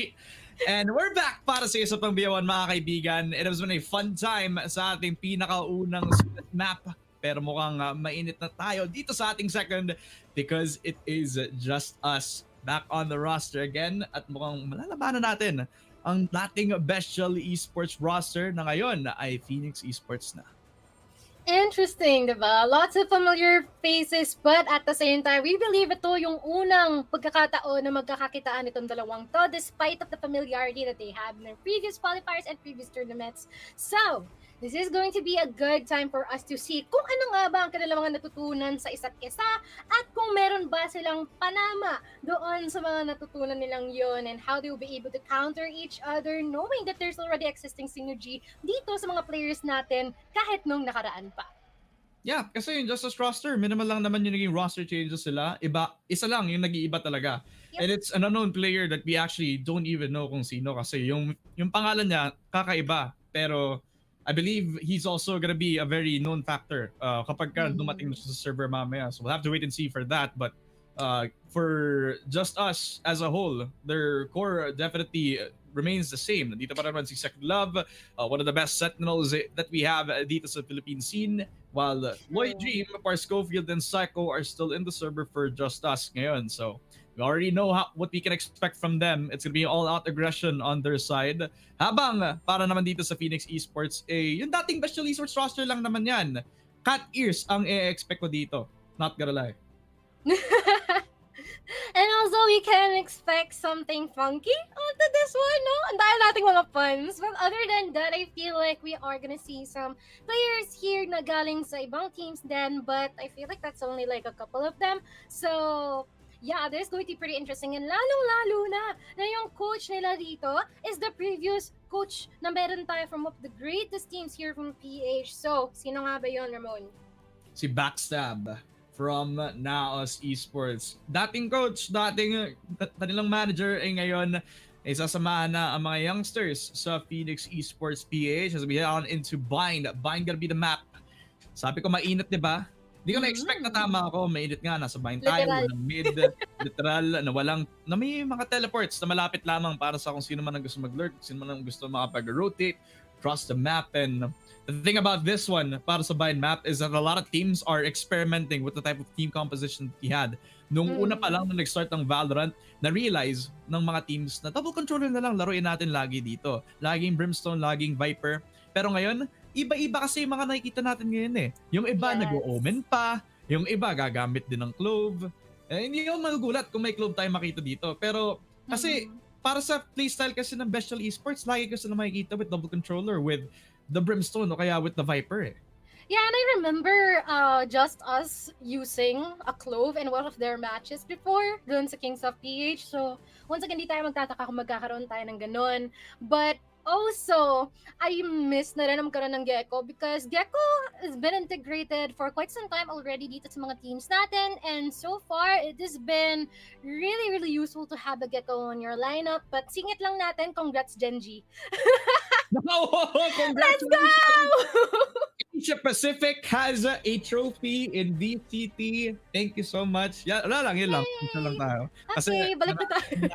Pero balik tayo sa regular programming kasi literally, mas importante sa akin yung makapag-rise to the occasion, yung mga out of franchising, 'di ba? Kasi ito yung mga teams na may potential na maka-reach doon sa tier 1 level eh. Talagang konti na lang makakakuha sila ng chance na makapasok doon sa ating naging split 2 of VCT. And that starts with two of these teams, Just Us. One of the teams that were primed up in the playoffs back in Split 1 and back in the Predator Kings of PH, they also made their own mark. Now they come in fully refreshed and with mostly the same roster, looking to bounce back, set their motivation straight, while you can see that Phoenix Esports PH, the former Bestial Esports roster, fully revitalized, fully reinvested into the scene. Pinasok nila si Amdrian at si Voltaire into the 6-man roster. Yep, I can count. Tama. Kaya gusto ko lang malaman kung what type of team composition I'm gonna be looking out for Phoenix Esports. Kasi back when they were Bestial, it was clear-cut kung sino yung magiging 5-man nila eh. Pero ngayon may options na sila. At saka may bago pa nga pala tayo dito si Amdrian from the old Stinky Cat roster na 6-man nila. And Voltaire is also a very unknown factor. So that's going to be very interesting as we get on into the Age of Select. And tama ako, double controller comp nga ang makikita natin from one of these teams, and that is Phoenix Esports PH. While on the other, well, same lang naman sila. Double initiator comp lang din. Walang Sentinel for Phoenix Esports. Gecko is also going to be present in both rosters, so this is going to be a really good one for us to see, lalong-lalo na that one of the members here from the side of, what do you call this? Our members from Just Us, they are gonna capitalize more on the double initiator lineup here under the hands of Psycho and as well as Panis Kaboy. Grabe mo, no? Angas ng IG, ano mo, Panis Kaboy. Kaya nga eh. Siguro tawagin na lang natin siyang panis, pero ang pangit din eh. Ang pangit naman pagtatawagin kong panis yan eh. PKB na lang siguro, no? Para para medyo compressed naman, para madaling sabihin yung pangalan niya. Parang ang weird sabihin na panis siya eh, di ba? True. Ano na lang, PKB actually. So that's a good acronym, to be fair. Yeah, that's true. How do you pronounce yung pangalan ng attacking brimstone nila? Drian na lang sasabihin ko, bro. Hindi ko na alam. Amdrian. Yeah. Yeah, Amdrian's pretty good. Okay. Ayan. Pwede na yan. Gusto ko yung gantong commercial eh. We're trying to see if we can pronounce these names ng correctly. Alam na natin yung Lloyd Dream, yung Parsco Field. Actually, noong una, hindi ko alam kung tama nga yung Parsco Field na sinasabi natin before eh. Pero ngayon, sanay na ako. Actually, parang pang mayaman nga pagka pinakinggan mo Parsco Field, yeah. Di ba? Parang ang lakas ng dalag eh. Yeah, nga. Pero on the side of, Phoenix Esports, pretty straight up. Para lang talaga kay Amdrian. But, yeah. We're gonna work on it as the match goes on. So, Magkaka-improve tayo. As much as how many times we say his name, doon din tayo mag-i-improve sa kung paano natin sinasabi. Right? yeah, pretty similar to what our players are doing, As the time goes by, they're just gonna improve on what they currently have and try to traverse into specific roles that we never imagined that they're gonna be onto. But now here from both sides, it's just really wonderful since nasa topic na rin tayo ng kung gaano sila ka-keen on putting off some new rosters or some new lineups from time to time. I feel like it's really good to hold value in terms of creativity na meron dito from both sides. Might be from their IGL, their individual selves, or their coaches even. It's just really nice that we can see some innovation coming up from both teams onto this one, and we really do hope that it works it works for them in the long run. Yep. At gusto ko lang mag-shoutout para kay Carlos Fabian Neves Jr. nang sabi, "Hi mga idol nating host, pogi at maganda po." Thank you, mas pogi ka, Sir Carlos. Or maganda kung mas prefer mo yun. I don't know. Hope you're enjoying the stream then. Kala mo streamer, no? Sir Carlos. I love your face. Uy! Uy! Grabe yan! Ano nangyayari? One dig! Kaagad. Two bullets, 3 headshots galing kay Parsco Field. Sayang sana kung nakita natin yun, baka sumabog na ako bigla. Instant smoke. Showers controlled. Amdrian, he does not expect Lloyd Dean to push up yet again. A flawless victory for the side of Just Us. And I didn't see the replay because instantly it was just one shot and 3 players capped off again from that Phoenix Esports squad. Ang init ata ng simula dito from the side of Just Us, no? I feel like they're really going for the aggressive approach on this one. The very start of this match. I mean, just means that they're feeling themselves, they're feeling good, they want to get the edge as much as possible, as early as possible. But already up to Phoenix Esports kung kaya nga ba nilang tapatan iyon onto this one. But now, we are going to see if there is a possibility for them to push once again and extend forward, as we are gonna see Lloyd Dream definitely taking his time into placing the crosshair at the best position possible, as they now secure a couple from the side of Phoenix Esports. And now, seems like sinusolo lang kanino ni Force Schofield ang dalawa until eventually these last two will be eliminated right off the bat. 2-0 on our scoreline, and seems like a really smooth start here for the side of Just Us. Yeah, it's just the same game plan from those first 2 rounds is just all aggressive peeking again from Park Schofield on the charge position nung nasa pistol round pa lang. And kay PKB na walang hesitation na lumaban gamit ng ghost lamang. And even though he had the opportunity na makabili, he decided to keep the ghost that he had from the previous round, tries to fight with that, then was able to come away with 2 kills instantly from this guy. So PKB showing a lot of presence dito pa lang sa first 2 rounds so far for Just Us. And you can say the same again for the Rays because this guy is on fire so far in the matchup. Phoenix Esports going to be going on the bye round this time around, and it's a bad sign for me that they're playing the slow tempo in their bye round so far because that just means that there's a small window na baka malasan sila if may nag-push up on one of the sides of the map, lalo na separate sila dito. Yeah, you would normally expect that they're gonna go for an aggressive or a fast pace going onto this round, knowing na full stack naman ang kanilang mga Vandals. But I feel like they really want to take their time onto playing it slow and being as careful as much as possible. Pero sometimes that's where the hesitation kicks in. So they really had to be wary of that one. But seems like some information is gonna be leaked onto Belong at the current time, while the rest will be hovering onto Hookah or possibly the A side. They're trying to unlock yung position ni Park Schofield at saka ni Psycho dito. Kaya lagi silang nasa loob ng garden. Dahil dun sa TP, dahil dun sa Belong, kapag ka nag-ingay, that's the flash coming in for Psycho. At kapag ka dun pa lang sa may A side papasok, dun sila magti-TP. Dun mabilis yung rotate. Dito pa lang papasok ang Phoenix Esports. This is their time to shine. Their time is not right now. PKB shuts down one with Image locking in that first blood. Papunta dito sa Phoenix Esports. It is a 4 versus 4 for the retake.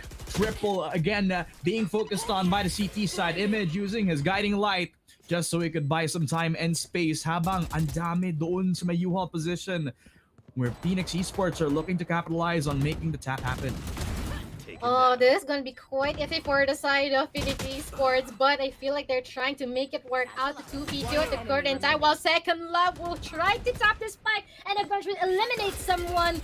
Image no lang ang may iwan onto this one. It's gonna be captured eventually by Second Love, and this marks the 3rd round, and seems like their bye round is entirely cancelled out.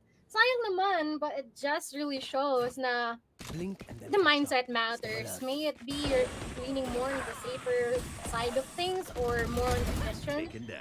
Sometimes, minsan pag nadadala ka ng ganong mga kaisipan or something, it might entirely impact you in the worst way possible. But still, nice try, but not nice sa kanilang economy. And this Tita Moments is brought to you by Predator Gaming. Provided by Mochi Cast herself. So yeah, hindi lang commentary yung maririnig nyo dito mga kaibigan. Minsan meron din tayong mga life lessons. Charot. Pa-shoutout daw, sabi ni Enzo po. Hi, shoutout sa'yo, dude. Shoutout din dito kay Psycho kasi now he has the prime example of flashing out on Belong, almost getting the spray transfer and gets the opportunity now. Kaso ayun yung raised diff, the satchel, just so he doesn't get the movement incorrectly. Second Love is able to convert through with another. So they have an active defense on Belong. He's also low on HP. Patay na yung Sky kaya hindi siya makakapag-refresh back up. Pero papasok pa rin si Park Schofield. Sasama si BKB. Another shot again from Second Love. 3 versus 2 and TP onto A. Yeah, wala na silang choice onto this one, but little do they know na merong mag-anchor dito, and that's gonna be Lloyd Dream, while the rest will be falling off on the TP, and this is going to be another round for themselves. Actually, dude, I really want to commend Second Love at that current round. I mean, mostly so far, 7-0-1 lang naman yung KDA niya from the past few rounds, so commendable naman talaga siya. But I feel like sobrang laki na naging impact niya doon. Lalong-lalo na despite of the fact na it is a 1v4 or 1v3, is na-manage niya na sobrang i-deplete yung HP ng mga opponents niya at the garden area. I mean, no, siguro given na rin na wala silang mga barrel at that point, but still commendable yung ginawa niyo doon because tons of info and tons of kills, tons of damage. But now they're gonna make their way here dito sa A site natin, and it's about to go down. Oh, Tomix, hindi siya na-clear! Oh, sayang na sayang! Could have actually gotten to the PKB, the awareness Already knowing na nandito pa rin tong si Tomix, Ooh. they're able to bounce back through Amgen and Voltaire. They get picks of their own. Phoenix Esports in the blink of an eye, already getting themselves in sight, even though the spike's not replanted just now. 1v2. Laban kay Psycho. Flash out in, but Voltaire has the cross. Locking down the first round that they got on the board. It was too close for comfort, pero buti na lang at na-lock nila yung mga angles before nila ma-plant yung spike. Oh, I'm not gonna lie, that could have been so winnable nung si Psycho yung naiwan dito. I feel like it's just a matter of how he has been able to like opt for the wide peak. I feel like kung na-separate niyo yung dalawa yun, it could have been a different story. But still a nice try. 4-1 here. So far it is still a really, really advantageous match here for the side of Just Us, but tons of ultimates available on their end. Mukhang merong munti ka nang mamatay dito with 1 HP remaining. Oh my, and he cannot heal himself from that one. Narinig natin yung dig, tas nalaman na lang natin kung ano yung nangyari, no? Oh, very interesting. And very interesting Surefire also set up on Garden. It's in a way na kapag nakalagay yung smoke doon sa may garden, just like this one, and if they try to go for the wide peak, mahuhuli sila. But thanks to the Trailblazer, they know what's up. Kaya nasira na agad yung tripwire, the value is not found, the showstopper is out for Tomix, he lets the rocket out, but Psycho takes him down before it gets up to full use, 4v3, and Par Schofield feeds another rocket of his own kay Funky. It's getting messy as Phoenix Esports are rolling down 1 by 1. Image, thanks to him. All the numbers are equal. Flash out in as well. 1 HP shot from Image. Locks out that numbers advantage. And Par Schofield following through will equalize the numbers. 2 versus 2. Oh my, 2v2 indeed. Pero yung isang tulak na, isang pitik na lang. May possibility na mamatay siya, and that is gonna happen right here, right now. Par Schofield stepping up and definitely securing that 4th kill on the bag. And that is another round here for the side of Just Us. And so far, medyo parang kitang-kita natin dito for the side of Phoenix Esports na nagkakaroon sila ng kahirapan in trying to address yung mga blows na dinideal sila dito inside ng Just Us. You're being disoriented into trying to catch up kung paano nga ba nila makakounter nila, especially if they're on the attacking side. Ang masabi ko lang, these rounds are going too fast. True. Yeah. Walang rotate. Talagang commit lang kung commit. When you're on Phoenix Esports, which I believe is also a very big problem on their end. When they're getting locked out of a site, kapag natatalo sila sa defense ni Second Love, and when Par Schofield gets rolling, it's very hard to control him. So when they find an opportunity to reset, they take it. So they take this time out, and they try to think about what they want to do this time around. Kasi parang it's either nerves, it's either nag-workout pa lang sila ng strat very early on into this game pa lang. Kasi parang best of 1 lang din to eh. And kailangan ma-make mo yung most out of this opportunity that you have right now to knock away one of the best teams in the Philippines right now, which is in Just Us. And they're showing exactly why. Individual star power on the horizon para dito sa city side nila, and with the addition of PKB, lalong dumagdag yung aggression nila dito.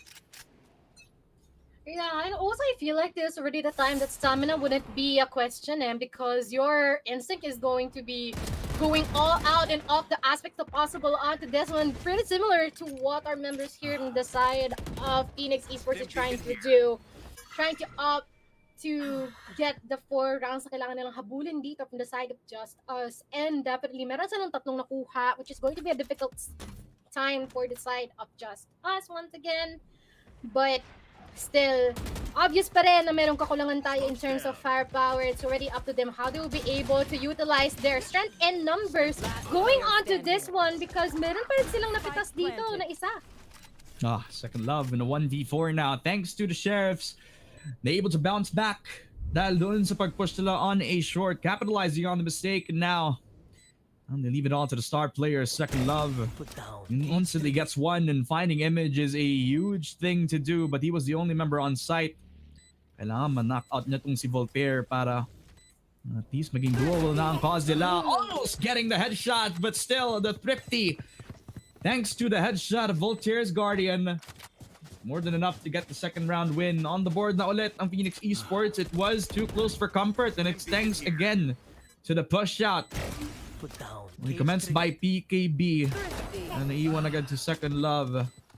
And I like the discipline shown out again by the attacking side, because Amgen had very slim chances of hitting those shots, and when it mattered most, they did, and already gave themselves the upgrades thanks to that. Couldn't agree more. And also, though, this is going to be an additional edge here for the side of Phoenix Esports. They're running on mostly sheriffs for our members here for the side of Just Us. So it's really up to them. Kung meron nga ba sila mga mapipitas dito, trying to catch them off guard despite of the disparity in terms of firepower. Psycho merong mapipitas kaagad-agad, just lurking all the way. But Image, though, meron din mapipitas in contrary to this one. But now, 3v4.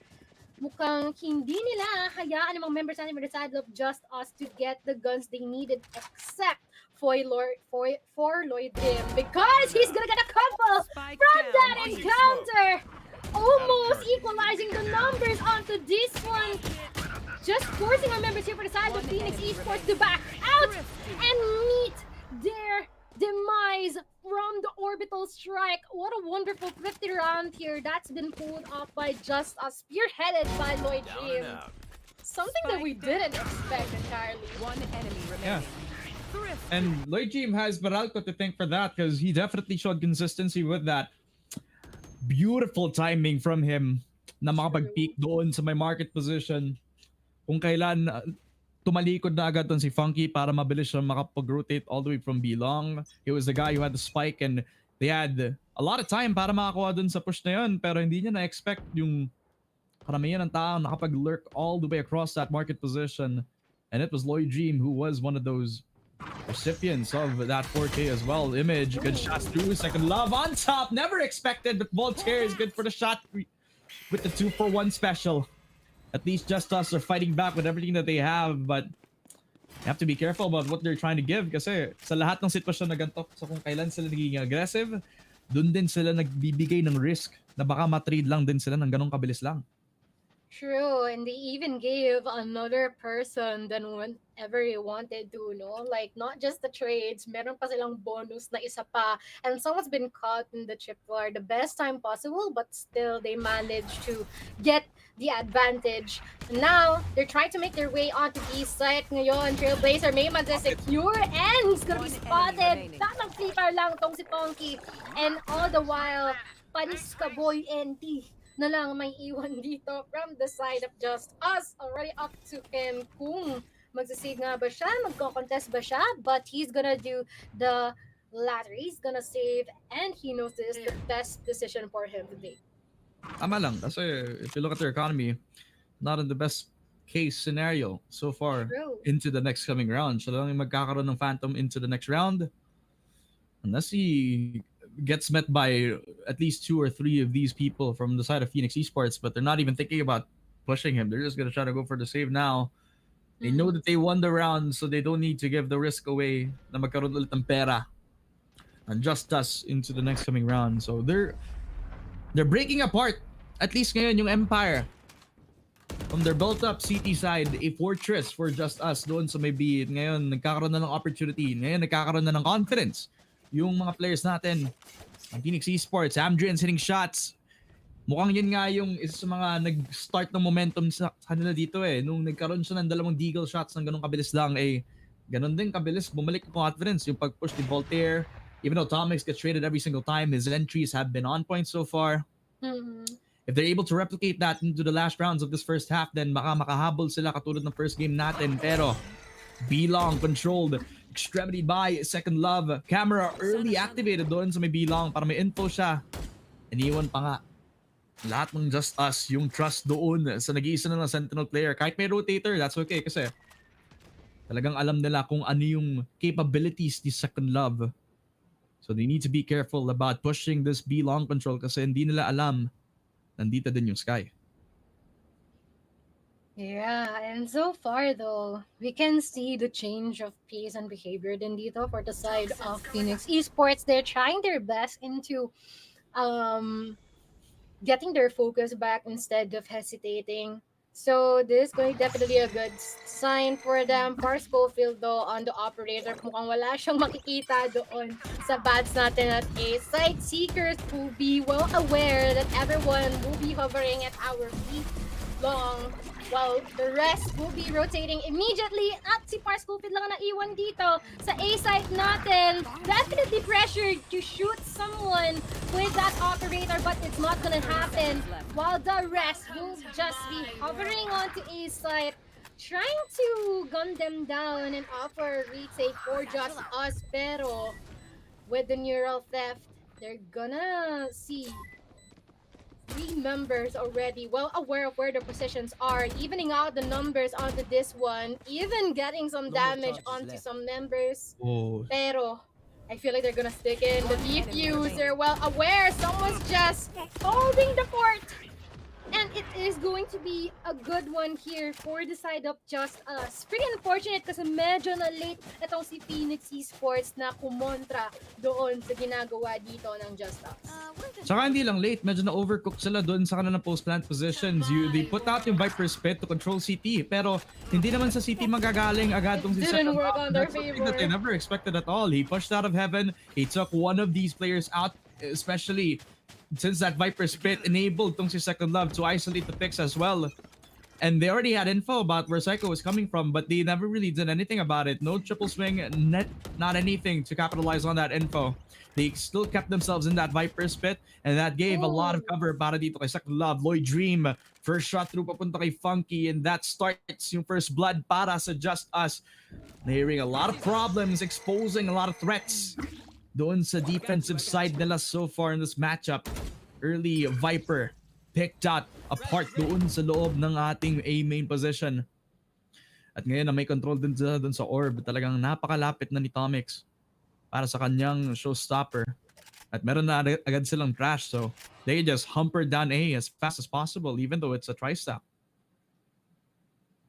Still, they're gonna try and attempt to offer the trade as much as possible. Parang nang kahit papano maging pantay ang mga numero natin dito sa dalawang sides. But Seekers will be pulled out here. And there is going to be a potential for a really smooth entry here from Tom. It's being aided by that, but never mind. Far Schofield will be able to eliminate him immediately with a free fires coming in between the two sides. It's still just us not letting them into a site, and this gives us a huge leverage here for the side of Just Us. Isa pang round, and this is going to be a 9-3. Would the curse be active? We're not quite sure. Hindi siya active kanina ng grand finals natin, Genji and Heretics. But from what we are seeing here, is just really crazy how they have been able to pull it back up. Lalong-lalo na nakikita nila na Phoenix Esports is getting the potential to opt for narrowing down the differences. Habang hindi pa tapos ang laro, talagang may chance pa rin silang lumaban. Thrash, not invested, not converted at all. Walang na-detain at may showstopper pa nga. Orbital Strike also invested, but nobody gets detained. For Schofield, showstopper convinced. And even getting one another with a triple for Par Schofield. The push shot for Just Us has shown that it has always converted time and time again. At iniwan pa nga kay Funky, the only one without a gun. Nothing to do, nothing to behold, and nothing to report dito, lalo na he's getting surrounded by every single member of Just Us, especially with Lloyd Dream. Another kill for the Brimstone. A 9-3 start para sa Just Us. I wouldn't say that this is a full dominating first half, pero parang ganun na nga eh. Yeah, it is. I mean, the number speaks volumes onto this one. Parang dati sinasabi natin, grades don't define me, but it defines them right now. Okay, it's a 9-3, and it's pretty evident na yung side natin dito from the side of Just Us are pretty good in terms of knowing when they should be aggressive, what points or what scenarios they can actually pull that tactic off, because so far it's been rewarding them well. We can say it is a double-edged sword, but right now they're on the good side of things eh. Not that they're on the attacking stance. We are yet to see kung magiging effective ba to para sa kanila, pero nagiging maganda ito para sa side of Phoenix Esports right here, right now, with with Andrian getting 3 with Second Love answering back and now goes out to a 1v1 and he is yet to secure the objective. And his ult's not too bad para labanan din si Funky. So, it's gonna be very late to the call. Pero eto lang, nag-TP pa nga. So, alam na ni Funky kung saan manggagaling. He's stuck between a rock and a hard place though. Kasi kung manggagaling siya sa market well, narinig pa niya yung TP. Yung gusto ko malaman narinig kaya niya yung TP. Kasi hindi niya alam na nag-rotate siya all the way over towards that A side. No! He TP'd again!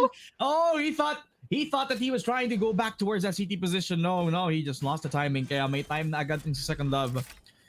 B side fully controlled by the Cypher, but he doesn't know where Funky is going to be coming from. I know exactly. So ambiguity is on the horizon. Eurostep activated this early into the matchup. He invested 2 ult orbs. He killed 3, but 1 shot to the dome was enough for Funky. Sa lahat na nangyari, nag-TP si Second Love ng 3 beses. Nag-ultimate pa siya. Nalaman niya kung saan si Funky. And in the end, wala rin. Ang sad nun, bro. No? Imagine try mong i-mind game yung kalaban mo tapos ikaw yung na-mind game bigla. I feel like it's just because of the lack of information of where Funky is. Like, okay na sana nag-TP siya onto A, but I feel like another TP is like a bit too much. I feel like nagkaroon din ng... I feel like the neural tap bit him back. Kasi he tried to peek the best time possible na na-detect siya, but unfortunately it didn't entirely work out for him. But we're seeing some pushes coming in dito sa A bats and TP natin. Unfortunately, they're not gonna spot anyone on that one. With the advantage in terms of guns though, they're still gonna try to offer a safer stance, trying to damage them beforehand with the utilities that they currently have, with Image opting for the first blood onto this one. So still, they're trying to commit regardless. And Image would be able to gun them down, every single one, with Second Love being left alone once again. Image, tamang abang lang kung makukuha niya nga ba tong ace na ito, pero hindi ito ibibigay. And now Thomas will be able to deal the last one. Seems like this might be a potential night rakers, you know? Sinasabi ko sa'yo, pag si Second Love ang nag-iisa, you never count this guy out, who's always at least good for 1 or 2. But at that point, wala na talaga siyang guns But even though the Sheriff was the only thing that he had, at the back of your mind, kapag kalaban mo si Second Love, ang nasa tingin mo talagang enough na yun para sa kanya. I think that Image was able to hold the cross, and even though Parscopian had movements thanks to the satchel ability, matitrace siya agad because of the bulldog that he had, and B-Long fully controlled yet again by the only man on your screen right there, and that was the Sky, Parscofield. Sama na agad yung Gecko just to control that Shower's position. The presence is known. They know that they're there. They just peek on down, Stinger in hand, and that's a lot of damage to Schofield.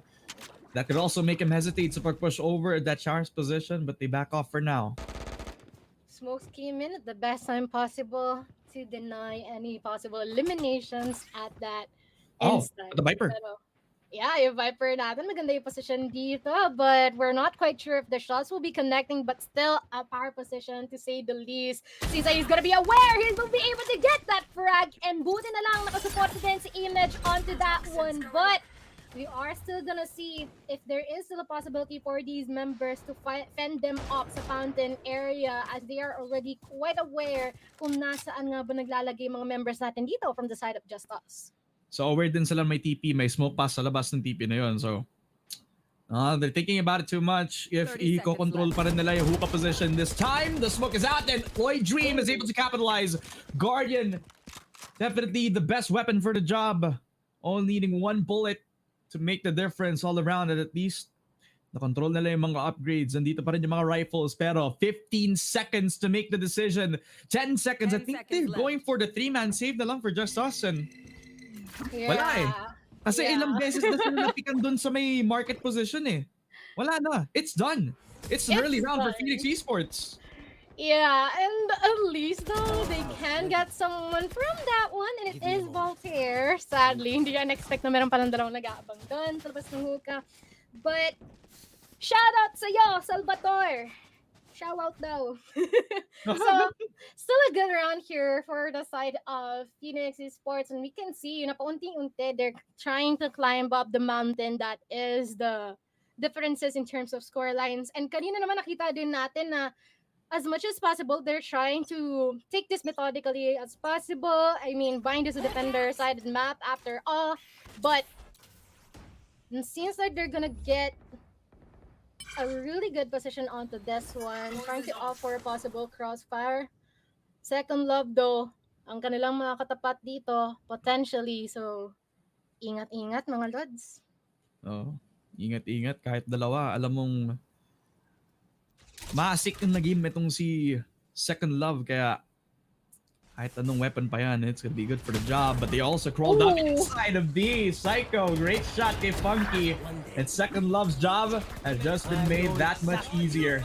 Early 5 versus 3 in hand para dito sa Just Us. And wala na. Talagang feel mo yung deficit, lalo na't nandito na yung 5 versus 2 in hand thanks to how strong they are holding that B spike hold. They're just gonna opt for a save it again. Phoenix Esports, they have nothing to report this time around kasi early na napikan yung dalawa na nasa loob ng bilong.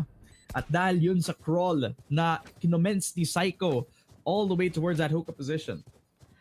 Loving how discreet they are, no? Doon sa paggapang nila doon sa hookah natin. They didn't even know that there's already 3 people coming in doon sa hookah. And even these 2 members na nag-aabang, si Image and pati itong si Funky, akala nila they've got everything under control at the garden area. No. Little did they know that they did not. And this is going to be a good round for the side of Just Us. Kung kani-kanina lang is medyo nagkakaroon tayo ng bawi for our members of Phoenix Esports. Well, they're trying to answer it back. This is going to be their last buy. So kung sakali man na hindi to makuha ni Phoenix Esports, momentum will be at risk. Yeah. I mean, if we're talking about momentum, then that's something that's already broken for both teams. Even though Just Us already had that one round to break the streak, they're at a position na making fragile yung economy na if this operator buy does not work out in the best position. Slow crawl yet again ulit doon sa may short at this time si MJ naman yung mag-iisa mag-hold doon sa side ng mapa ngayon. A lot of presence made, a lot of noise. PKB, siya naman yung magsasabi ng hi kay MJ.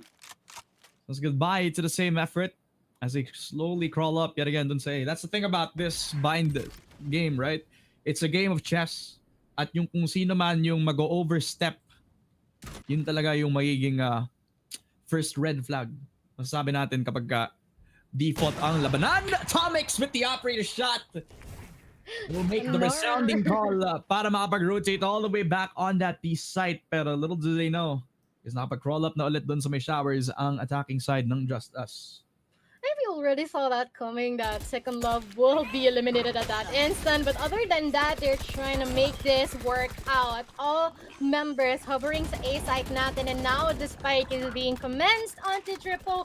Pero yun nga lang with the free fires, it will be halted. Seekers then mapupull out dito ng members natin from our defenders. Image, they will try to gun every single one down. Sabay-sabay sila dito like the FBI opening up a single room.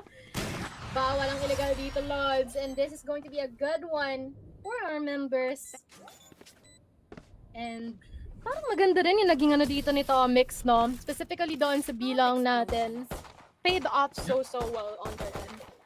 I mean, parang action star lang. Better late than never para sa kanya, no? Yeah. Parang hindi niya kailangan nandun siya sa mga scenes na importante. Dapat nandun lang siya sa mga scenes na kung saan siya sobrang nagmamatter. Actually, parang baliktad natin yung sasabi. Pero ang ibig ko sabihin is that it's better late than never that he has the impact. Provinciano coded. Kaya siya sobrang late is because he was the one who took out that B long player na sa Second Love. Operator in hand, tapos siya pa yung pinaka-late na dumating doon sa may CT position, which was also the best place for him to actually hold that angle. So, impact being felt by the operator. For Schofield, showstopper out and hasn't spotted anyone. Nabigyan na agad ng opportunity si Funky na tumakbo all the way towards that CT position. And he's still hunting for his next victim, but that rocket doesn't land on anybody else. So, Phoenix Esports decide na ibigay na lang yung A site. But he's still trying to push their buttons. He's still trying to hold with Par Schofield falling to the ground. Psycho does not want to deal with that anymore. So an early retake head on for Phoenix Esports, especially with killing off tong si Par Schofield. Medyo nakapag-extend si Par Schofield doon, pero buti na lang na-trade at Psycho as it all comes down into a 2v3. A possible retake here para sa side ng Phoenix Esports, but we are yet to see kung meron nga ba sila makukuha ang mga information onto this one because little do they know na si Second Love is nandun lang sa kabilang sulok sa bats natin. Not even looking at the right area. Possible Lloyd Dream will be able to get that one and as well as the last one. One round away here from the match point, mga member natin for the side of Just Us. And you know what? Napaka-pristine lang ng kanilang positioning onto this one. Talagang na-caught off guard yung mga members natin for the side of Phoenix Esports. Yeah, and just completely locking away even though they had the numbers advantage. The best thing about their positions is that they're forced into a position where kailangan nila sila yung mag-push. Dapat, even though tinatry na lang itap yung spike, even though there was a possibility na pwede lang itap yung objective mismo, dapat sila yung mag-push. Kasi kung sila yung magtatap, talagang sila yung mapipikan agad. So kung sila yung lalapit, well, that's a huge possibility for them. PKB gets sprayed on, but he deals with one. Par Schofield follows through with another. The attacking set of Just Us is just impeccable as they lock away every single member of Phoenix Esports except for one. And that is the Viper. Funky is in a lot of trouble. He's smoked off doon sa may CT and he doesn't have a gun to show for it. He has to make use of the only gun that he has, and that Sheriff at least will deal one kay Second Love, but Lloyd Dream is packing a punch with that Vandal. 12-7, match point for Just Us. Match point. Valiant effort here para sa side ng Phoenix Esports. I mean, as much as possible, kung nasa ego kayo, maganda naman talaga na magsama-sama kayo. It's just unfortunate na medyo nakuli yung dalawa. They might have gotten a lot more from that one, but this is going to be the time for them to try and off for a comeback. But unfortunately though, all pressure is on their end and it's heavier than ever because one small mistake can lead to a loss.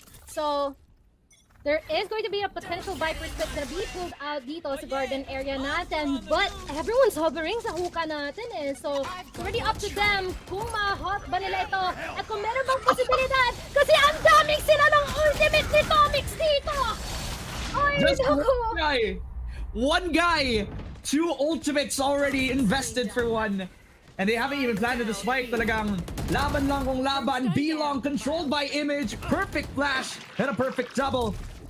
And another Molly set up doon sa may hookah. Talagang walang lalabasan ang Just Us.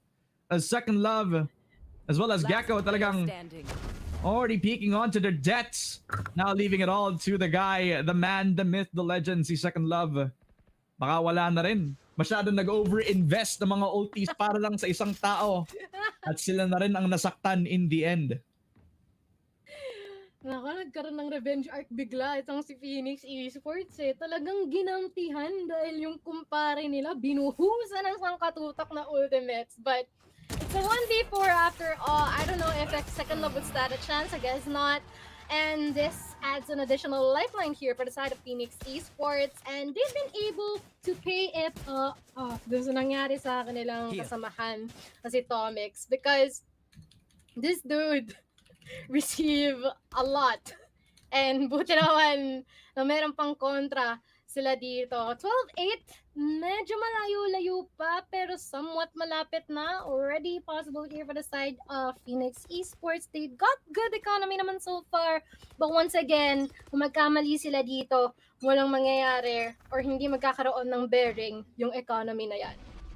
Okay lang yan. Oh, double TP. And at this point, they could have heard it all the way to the other side of the map. So by this point, they shouldn't have any hesitation to make the move now. Spotted and flashed out si Funky. Only using a lot of his utility para hindi siya mapushan. That's the only molly that he has. He's still peeking. Dinked down. Par Schofield knows where his prey is and has dealt with him. Early 4 versus 5, but Tomix is able to capitalize. Able to equalize the numbers. Di sila makapasok ng hookah dahil sa Seekers agad ng Sky. May TP pa nga, pwede pa rin sila mag-rotate all the way towards that A-site position dahil Ang dami na nagparamdam all the way from B. You can also use that smoke para makapush pa rin with Second Love. A beautiful shot kay Image. A 4 versus 3 in the making for Just Us. Man, Image put so much trust na nakapag-rotate na sa laba. Little does he know that everyone's preparing to push B side. 2 more remaining people here for the side of Phoenix Esports. Will they still be able to stand a chance regardless? Because now it's all up to Voltaire. And it is going to be the mark of the end here for the side of Just Us winning this match and advancing forward for the next stage. Our finals for this first qualifiers. Yep, and Just Us have shown their consistency all throughout and have proven that they are worthy para dito sa finals natin of the first qualifying stage. So congratulations sa kanila. But you could say that yung ating mga dalawang games natin so far have been highly competitive, and you can see that from the quality of the players that we have so far ngayon. Talagang nag-iba na yung level ng nakita natin from comparing to how KOPH was, and from this bind game alone, ang daming nakita nating mga glimmering moments, especially from the losing team that is Phoenix Esports PH. So ang dami nating nakita from their, especially from their winning rounds, and a lot of this has come from that, a lot of that resiliency in terms of the mental.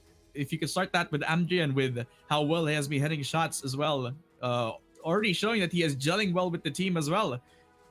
Talagang after ng time, kapag ka nagtagal tong Phoenix Esports roster, makakita tayo ng mga improvement. Don't get me wrong. Ang dami natin nakitang shining moments from this special esports roster, and they're gonna be doing much better pag nagtagal. It's just that at this point, Just Us have already built up their synergy ever since the last KOPH anyway. So wala talagang surprise sa akin na naging consistent yung performance nila dito eh. True, and it's just crazy for us to see that we're seeing this push and pull like a tug of war of rounds here naman. Ang exista during the first half, pero second natin, parang medyo nagkaroon ng kahirapan itong si Phoenix Esports na i-break yung defense ng side ng Just Us. And definitely commendable that the Second Love is one of the most consistent players here from the side of Just Us, other than Lloyd Dream. And sobrang tindi ng kanya naging impact in specific rounds, multiple rounds even, na napakaganda lagi na kanya nagiging positioning. He knows when to aggress and he knows when to keep himself safe, but at the same time, get the job done.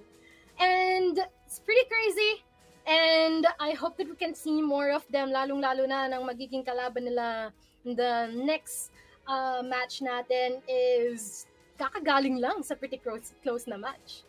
Yeah, so you can see na warmed up ang pareho nating team. So, you know, ito na yung mga finals natin para sa susunod nating laban, mga kaibigan. It is gonna be another BO1, and we have proven that this is gonna be one heck of a matchup. It is gonna be Just Us versus Carti Esports, and these are the two that we're in the playoffs for split one. But before anything else, we would like to thank our first sponsors nga pala, mga kaibigan. Unleash the future of gaming. Upgrade your gear with the newest Predator gaming laptop powered by the Intel 14th Gen processor. Shopee link is pinned dito sa comment section, mga kaibigan. Check nyo lang yan para sa napakamagandang exclusive deals para makuha nyo yung napagandang Predator gaming laptop. And speaking of laptop, Mochi, kasi narinig ko, na-announce natin yung winner of a Helios Neo 16 Predator gaming laptop, one of the best laptops on the market. At ang winner natin ay si Zella Sorebilo. Tama ba? Zella Sorebilio! Yeah. Congratulations, as you are our winner of the Helios Neo 16. O, kita mo, nanood ka lang, tamang chillings ka lang, nasa XP Predator hub ka lang dito sa Discord natin. And nanalo ko pa ng yung very own laptop. So, yun nga, is going to be a crazy one, and I feel like kakaroon pa tayo ng mga additional na ipamigay dito. Brought you by yours truly, Predator Gaming. Kaya abang-abang lang kayo dyan. Tama! At hindi pa nagtatapos ang Valorant action natin na, mga kaibigan, dahil may isa pa tayong BO1, and it is between Carti Esports versus Just Us. And we will be right back after this short break. Huwag kayo mag-alis, magbabalik ang Predator Esports Circuit.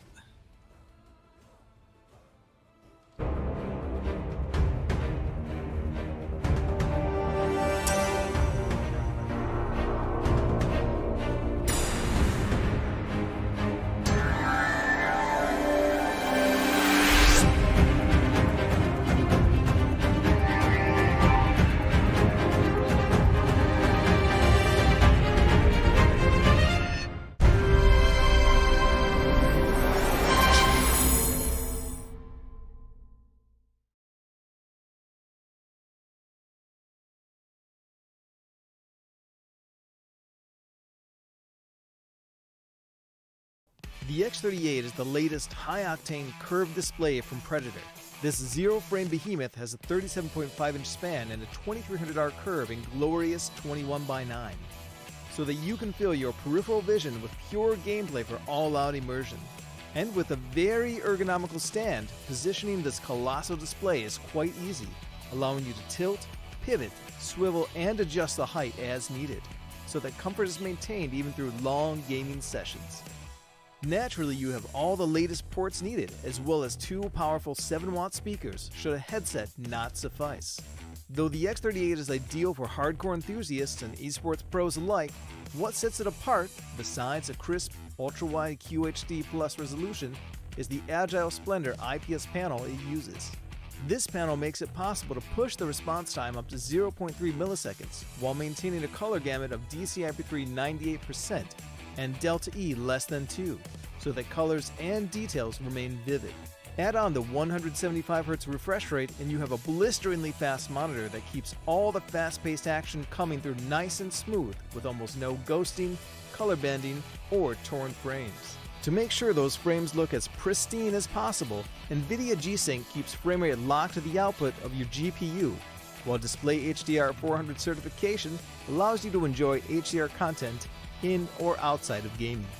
So if you're looking to go all out, it's time to introduce the monumental X38 to your game setup.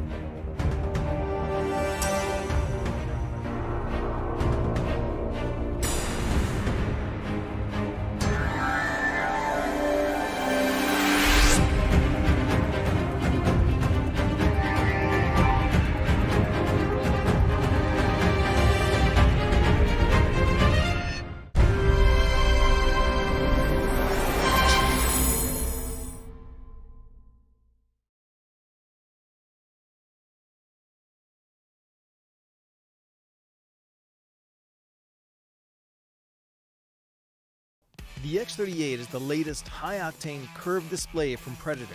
This zero-frame behemoth has a 37.5-inch span and a 2300R curve in glorious 21:9, so that you can fill your peripheral vision with pure gameplay for all-out immersion.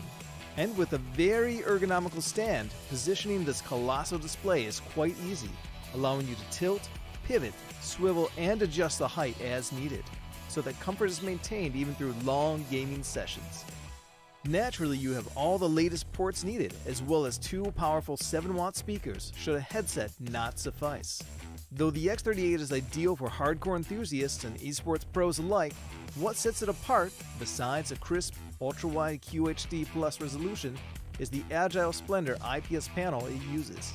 This panel makes it possible to push the response time up to 0.3 milliseconds while maintaining a color gamut of DCI-P3 98% and Delta E less than 2, so that colors and details remain vivid.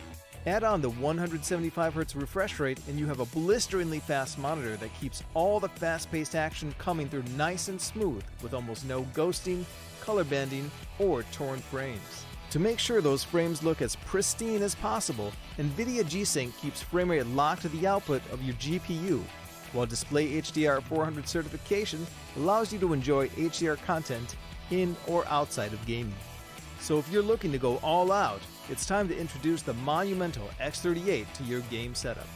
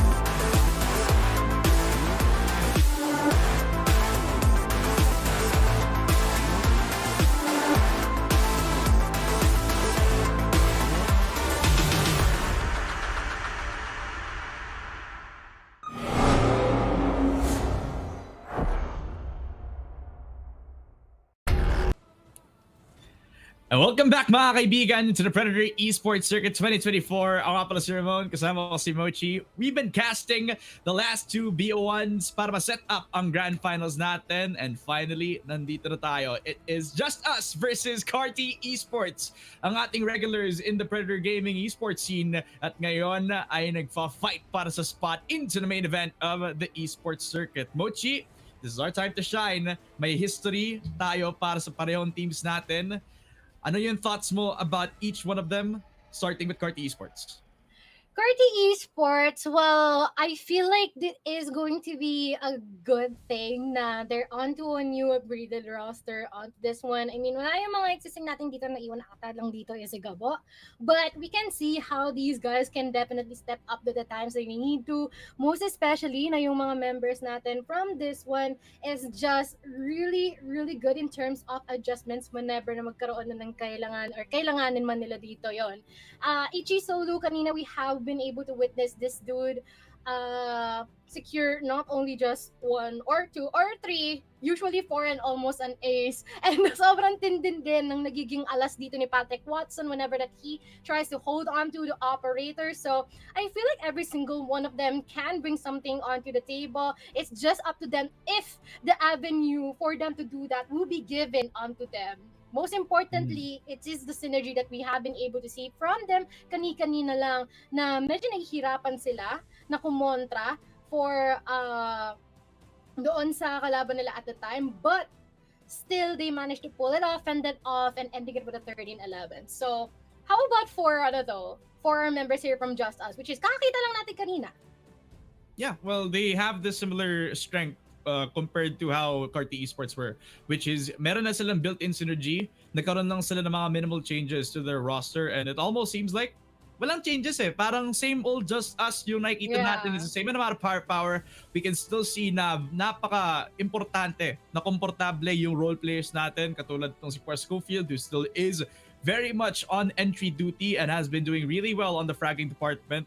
Same could be said as well for Lloyd Dream, who we already know is a very strong role player.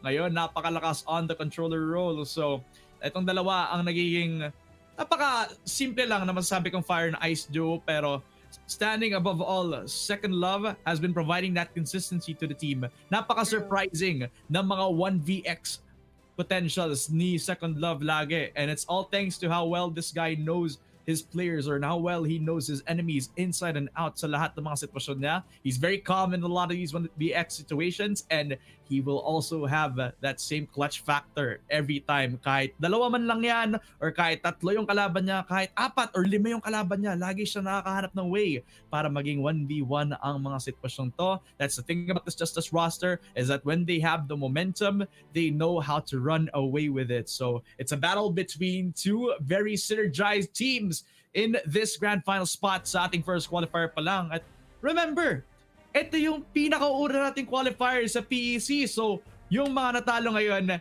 meron pa kayong chance na lumaban sa mga susunod na qualifiers next week. So, para lang makapag-register kayo, join lang kayo doon sa Predator XP Discord Hub para magkaroon kayo ng chance ulit para makapag-register for the next match. Await lang kayo sa confirmation after nyo mag-complete ng registration form, at await nyo lang yung email para malaman na makakapasok na kayo sa susunod na qualifiers next weekend. So Mochi, very quick and interesting fact lang dito This is one of the only times that we have pulled out yung Predator Esports Circuit. Alam mo ba yung pinakaunang PEC was all the way back in, I believe, 2022?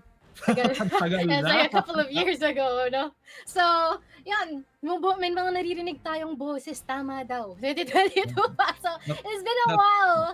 And it's it's very nice na we are having additional avenues na bumabalik para dito sa mga local scene players natin for them to experience a lot more, grow a lot more, and hone their skills as much as possible.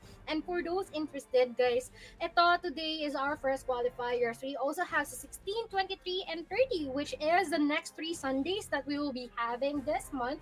So be sure to once again check out the Predator XP Hub if you are interested in joining and chipping in. Kung hindi kayo nagkaroon ng chance na makatapak sa Grand Finals natin or manalo to this one, well, meron pa kayong consecutive chances to do so. But once again, it seems like our land for this last match of the day will be split. And mukhang alam na rin natin, pamilyar na to para sa atin. Kani-kanina pa, no? Nakita natin kung gaano katindin laro ang Cart Esports dito, and it's already up to just us kung paano nila yon tatapatan. I mean, nakapag-warm up na yung Cart Esports pagdating sa mapang split. So, twice will lightning strike twice for Carti as they head on into one of their most comfortable map, or will just us upset these guys, knowing that they're also one of the more prolific rosters that we have dito so far. Mahahandle ba nila yung pressure lagi ni Pars Schofield, ni Lloyd Dream, ni Second Love para sa side ng Just Us, or will Chani Boy and the rest of the squad do their best para makapag-leg up sa ating magiging susunod na matchup? Talagang ang dami talaga magiging storyline paglabas natin dito sa ating unang grand finals for the qualifiers. Well, about to wait and see what this split map is to happen. And kung makikita mo mga kaibigan, kung may Predator Shield, may Predator Sword pa tayo. Imagine mo yan, Mochi. Kulang na lang. Kulang na lang may staff. Kulang na lang meron pang mallet. No, we're not quite sure. Magkaroon pa tayo sa mga next turnies natin. Ito nasaan yung Predator helmet? Yan na lang iniintay ko eh. Gusto ko meron tayong Predator helmet. May armor pa. That's true. Kala mo Minecraft eh, no? But anyway, I feel like it is going to be interesting for us. And once again, guys, hindi pa rin naaalis yung possibility na magkaroon ng prove onto this one. Isa si Just Us sa mga teams na gumagamit ng very first proves appearance natin in our previous tournaments. But on the other hand, Gecko is also a possibility. The incorporation of the newest agents that we currently have will definitely have a good edge dito kung sakali man na ma-practice nila yun kaagad-agad. And also, I feel like it is important knowing din yung mga winning conditions natin dito that is actually hovering more towards the side of Carti Esports, because first of all, tuloy na sabi mo, nakapag-warm up na sila dito sa split. And second of all is nagkaroon na sila ng magandang synergy for quite some time, kasi kanina or nung nakaraan pa sila magkakasama dito. Actually, both sides of Manata for the side of, what do you call this? Itong si Just Us. So, we have an edge between the two sides. Already up to them kung paano nila ipapakita na yun nga ba, or paano nila harness itong kalamangan na meron kontra sa isa't isa. Oh, ayan na nga. Just Us, a spicy composition. Double duelist, may clove pa. Double initiator, isasama pa. Wala nang sentinel. Anong gagamitin ng hold? Kung pwede namang patayin yung kalaban mo, di ba? Ang daming blinds, ang daming concuss, ang daming pwedeng gamitin pampatay sa Carti Esports na meron na namang double controller comp para sa side nila dito. So very basic, very standard split composition for Carti. They are already aware of their limitations dito sa split map, but Just Us have to be careful about their flanks. But yung trade-off dito, ang lakas ng frontline defense nila. It is going to be crazy. Like, all-in offense ang meron dito sa lineup ng Just Us. Already up to them kung masisimulan nila ito na maganda. Most importantly, given an avenue for Pars Schofield to secure yung mga first few frags na meron tayo for them to gain up the momentum. Pero, nakikita natin, all out din ang kanilang magiging execution onto A site. Klarong-klaro. And it's already up to them kung magkakaroon ba na magandang retake itong mga members natin from the side of what do you call this, from Just Us at this current time. Yeah, blinded but still expected kung saan magagaling si Pars Schofield. Lloyd Jean trading 1-for-1, so not even needing to kill off the flanker kasi patay na siya agad. Patrick Watson, a lot of trouble, but still can adjust, still can manage his own demise. Kaso the nade, he has to be cleared. Another shot again from Second Love. Astro and Second Love, and they're trading blow for blow to gain control of the site itself. A 2v2, a reset back on PKB, diffusing, One enemy nakuha yung remaining. half, second love with a triple on for a 4K in hand, and he has gotten it. Wala yung half, at baka hindi pa ka pwede dahil sumabog ang spike sa mukha ni Second Love. Carti Esports with the first round on the board. My, what a pretty intense start for our grand finals for the qualifiers. 1. At grabe lang din though, yung naging effort na nag-exert dito ni Second Love. Unfortunately though, it seems like the time is not on their side, and our members here for the side of Carti Esports been able to get the first round of this match. Good start, but we cannot deny na this is going to be a long way to go for them to call themselves na talagang mas mataas yung advantage nila. On the contrary, but seems like they're going to opt for a unified stance para sa side ng Just Us. Imagine, no? Kahit hindi naka-sentinel, all eyes are on Second Love. Again, it's Solo. Oh, replicating the 3K that he had in the previous game. He is fully aware of his capabilities, and he's running with it with another kill from Patrick Watson. Wala, bonus round eh. Wala kang magagawa kung full buy ng Carti Esports. Double kill for Patrick Watson. That's 3 ult orbs free for the Sky. Very close to his Seekers right now. Very quick to deal with 3 players pushing onto the mid side. So, anong magagawa ng double duelist mo kung nag-hold lamang yung opposition mo this time around? So, great job of scouting out that threat. Now, the buy round is the big test for Just Us and this current roster. Will this double duelist, double initiator comp work its wonders? Lalo na at meron silang firepower this time in the buy round.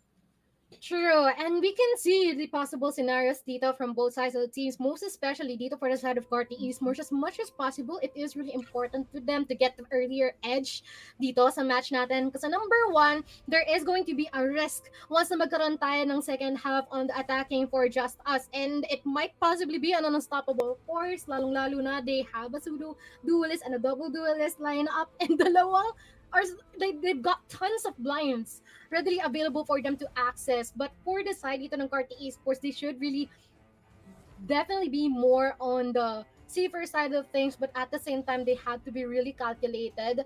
Lalong-lalo na nakita rin natin naman yung naging performance ni Gabo dito earlier on. Sobrang tinde. He has been able to be like the MVP of the match earlier on. So it's really up to him if he can do the same later on heading to our second match, or would he be showing that early from this first half? But so far, we have seen really good, promising stances here from Solo, and I hopefully is masundan pa ito knowing the given repercussions doon sa contrary natin or sa kalaban nila. Yeah, I mean, good signs talaga so far for the side of Carti. Kasi even though nagiging expensive yung mga nagiging rounds nila, the most important thing about their wins is that they're able to make it a little bit as convincing as ever. Kasi talagang na-expect nila na since walang sentinel, talagang alam nila na pwede nilang i-push yung mga extremities. As long as they dodge away yung fault line, itong si Second Love, then all good yung magiging push nila dito. So now they readjust, they reinvent themselves dun sa may A, leaving the race to push in to the loving arms of Par Schofield. The Reyna is activated sa loob ng ramps, and Lloyd Dream has capitalized with another shot from the Guardian. 1v4 in a blink of an eye, but Gabo has been knocked out of this round. 1-2 on the board ang Just Us.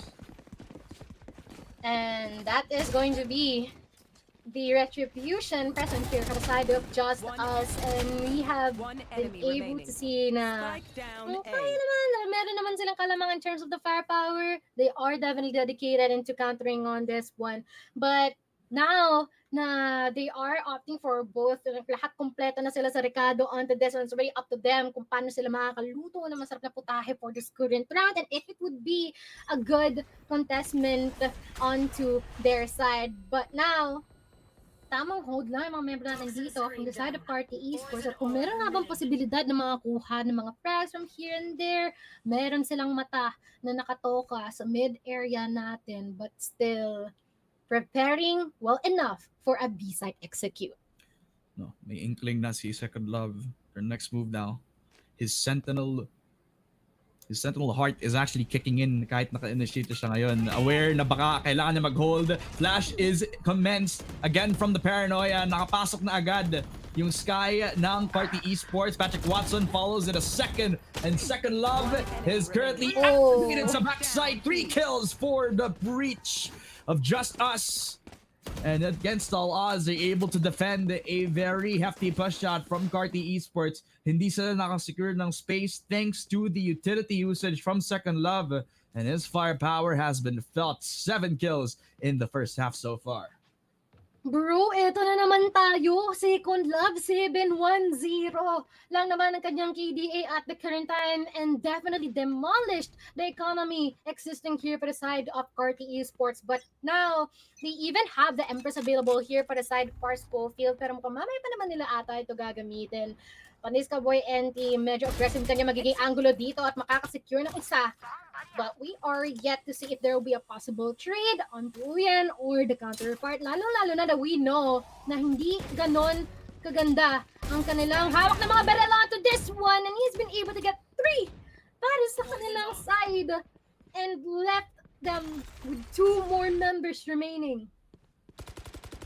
Nakita ko yung IGN na yan, tapos nasa isip ko, hindi talaga pang duelist, or hindi talaga pang gecko. Yung may pick na dito, uy, and sayang! For Schofield, hitting him with apex movement, jumping up and down, dodging away from the bullets, dodging death, as he gets himself a freebie, papunta sa naka-sheriff lamang Gabo. Last one to fall, 1v3. Tinitingnan kung mag-rotate siya all the way from T-spawn, pero yun lang. Kasi na-smokean kung saan siya mismo manggagaling sana. Spotted. Lloyd Dream knows that Gabo is gonna be all the way here sa sewers. And 3-2 scoreline for Just Us because of an aggressive attempt from PKB. Hindi lang attempt. Successful pa siya doon. My, and that is actually a good round here for them. I mean, still an eco naman na to para sa side ng Party Esports, and we can see na tong si Panesca Boy NT, sobrang ganda ng kanya naging aggression here at the mid area, regardless na meron siyang kasama o wala. Meron namang nakaantabay just in case, but it feels like kaya niya na yung sarili niya. Malaki na siya, sabi niya. So, 3-2. And these are already all up for grabs. Both of the sides got all the abilities and the guns that they would ever need. But it's already up to Carti Esports if they will do the same drill over and over again, or will they try to brainstorm for another approach? Because I feel like they need that. Yeah. The thing about not having a Viper is wala silang refreshable orb dun sa may mid. So it's gonna be a free walk up for Carti Esports. One smoke off and down. Schofield doesn't know where he is. But the intense reaction time. Paniska Boy starts off with a showstopper. 2 for nothing. Using his own life for the cause. And Schofield wants to dig in for some more frags. Has narrowly missed the mark as Astro is able to dodge away from his own death. 3v3. Seekers online. A site. Possibly the only target that they need, especially with Psycho controlled upon, sprayed on by Gabo. Spike down. Bro, One enemy. they didn't expect that one, but it all comes down to 2 more people for both sides of the teams. But with the ultimate coming in, magandang magiging pasok dito from putting the spike down. Decay will be affecting Gabo entirely, and it's already up to Astro if he will be managed to fend this last remaining person, which is Second Love, one of the main clutch machines, and definitely delaying this dude. Gabo is trying to run, opting for a marathon, but I feel there's not gonna be enough time as he will be able to offer the defuse out of this one. Second Love, always one step ahead. It was a race. It was a marathon. He just wanted to be first papunta doon sa site itself. And he used his big old brain. Ultimate at the right place.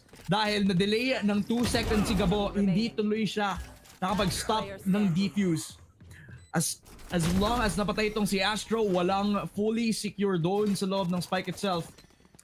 At naiwan pa nga si Gabo sa other side of the map. So buti na lang, 1 step ahead. Agad si Second Love rotating all the way from that vents position. A place that Astro never expected for him to come from. 4-2 scoreline for Just Us thanks to the heroics of the star player of Just Us so far, mga kaibigan. He can do it all. Sentiman, initiator, shot caller ng team. Ito ba ang Loverboy? Forsaken us? Is it him? Probably. My, it's just crazy at that round. I mean, the past few rounds na meron tayo, this dude is doing everything like what you've said, but these members from the side of Corti Esports, they're gonna try and attempt to fight back, but Second Love will not let them to do so. All of the utilities prepared for them, halting them, denying them, delaying them from pushing further back into the site, but Second Love will be taking tremendous amount of damage from the abilities being thrown at him by Patrick Watson. Covered up thanks to, again, yung smoke up na agad ni Lloyd Dream. That's the support that he need all the way towards 30 that B-Heaven seconds left. side. Pero dahil lang sa nag-iisang presensya ni Lloyd Dream, talagang gusto na lang i-hold yung B. Nag-rotate all the way from A site na agad ang Carti. At binigay pa nga ni Psycho yung space ng mapang yun. So it's a free plant for them. Nothing to hold. Again, doon sa ating city side. So binigay na agad yung plant. Heaven not fully invested for them, so everybody's on side. Viper Spit activated as well. Gabo will be the only anomaly, but he's spotted. Thanks to that Trailblazer, spotted na agad from Lloyd Jean. He will get one, but Paneska boy and get a second frag all the way from the sky. Patrick Watson and Astro are able to fend off the odds. A 50 for Carti Esports. Salamat sa kanilang rotate all the way towards A site. A beautiful call from Lloyd Jean. Also, actually, is not one of the cases that you would expect them to pull out the Viper's Spit, because knowing that it is a 50 round, but still it somehow worked up onto their side, and it is definitely a job well done for the side of Carti Esports. And unti-unti, nababawi na nila yung economy na nawala sa kanila kanina lang, but now, we are yet to see if there will be some additional aggressions here on the side of Just Us, or will they be affected by the last round na meron tayo? No, will they be affected indeed? Early smoke down very deep on mid-bottom para lang mag-hesitate silang mag-push outside of the smoke. Ang problema lang, may konting gap. So, and always clear that. Thanks to a cam, pwede din nilang i-push out lang yung smoke. Tsaka, or hintayin na yung smoke kasi mabilis lang din yan. I believe it's just like 10 seconds before they can actually get some impact. Astro, good shots through. PKB has already been dealt with. Will they expect the second guy named Second Love? Na-push out tong B main. Utility active for the breach. Pero spotted na agad thanks to the cam. Patrick Watson uses his mobility, but Uyen's the one to fall. But they already dealt with the final boss. B will be their call. Lloyd Dream has to be activated. Gazo Gabo will shut him down 4 versus 2. 4 versus 2 indeed, with the 2 remaining members here by the side of Just Us, just trying to make their way into separating the last remaining members here, which is quite a lot for the side of Carti Esports. Pero tingnan natin kung meron bang posibilidad na meron sila mapipitas, considering that they feel like they're opting for a save onto this current time. And so far, we have just witnessed na medyo nagkaroon ng medyo natuwa sa pag-extend yung mga members natin dito from the side of Just Us, and unfortunately, it didn't entirely work in their favor. And in turn, our members here for the side of Carti Esports have been able to convert that into a win in this specific round. So we feel like sobrang importante din na maaari kang maging disciplined and you can keep your cool as much as possible and wait for your opponents to commit some small mistakes from here and there. Kasi pag nag-stack yan, malaki yung magiging epekto niyan on your end eh. Yeah, and those little things, katulad ng pag-push nila dun sa B-main, is one of those things that can layer up if hindi nila iniisip kung ano yung magiging consequences pagkatapos, diba? So yung first push out ni Patrick Watson wasn't traded off by Second Love, decided to commit to the same angle that he was trying to hold kanina. So even though he was able to be good for one, if matatrade na agad, di isa pang small mistake yun na nagiging malaking problema as we head on into the game itself. 4-4, na-equalize ng Carti Esports ang numbers. So Psycho has to pick his moment, flash out for both of the players. Uyen able to adjust his aim by Par Schofield at nag-hesitate tuloy si Psycho to do whatever he can to trade off yung Reyna. At least PKB's here. That's the adjustment from Ichi Solo. He even canceled the plan para magkaroon siya ng napaka-matinding post plan. So 2v4, leaving it all to Lloyd Dream and Second Love. That's still a good call dito kay Patrick Watson, no, na depensahan itong si Ichi Solo while putting the spike down, and Ichi Solo's been able to convert that into something else, and meron pa siyang napitas na isa. So now though, all advantages skirts toward our side here sa Carti Esports, but two more people will once again try to opt for a save for Just Us. Still a nice try for Just Us, but once again, hindi pwedeng mag-settle sila sa ganitong scenario eh.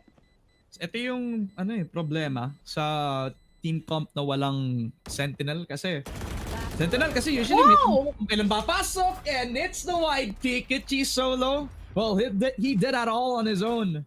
3 kills for this guy, and well, di lang naman support yung ibibigay niya sa team na to. He has crispy aim, movement on a high. Talagang his mechanics are on another level. Even though he's usually the one who's supposed to be supporting for the team. Remember that at one point, Ichi Solo was a duelist, and he has fended off one of the greats dito sa local scene natin. A 5th round for Carti Esports. But again, ito yung sakit kapag ka walang Sentinel sa inyong team composition and you're starting on defense.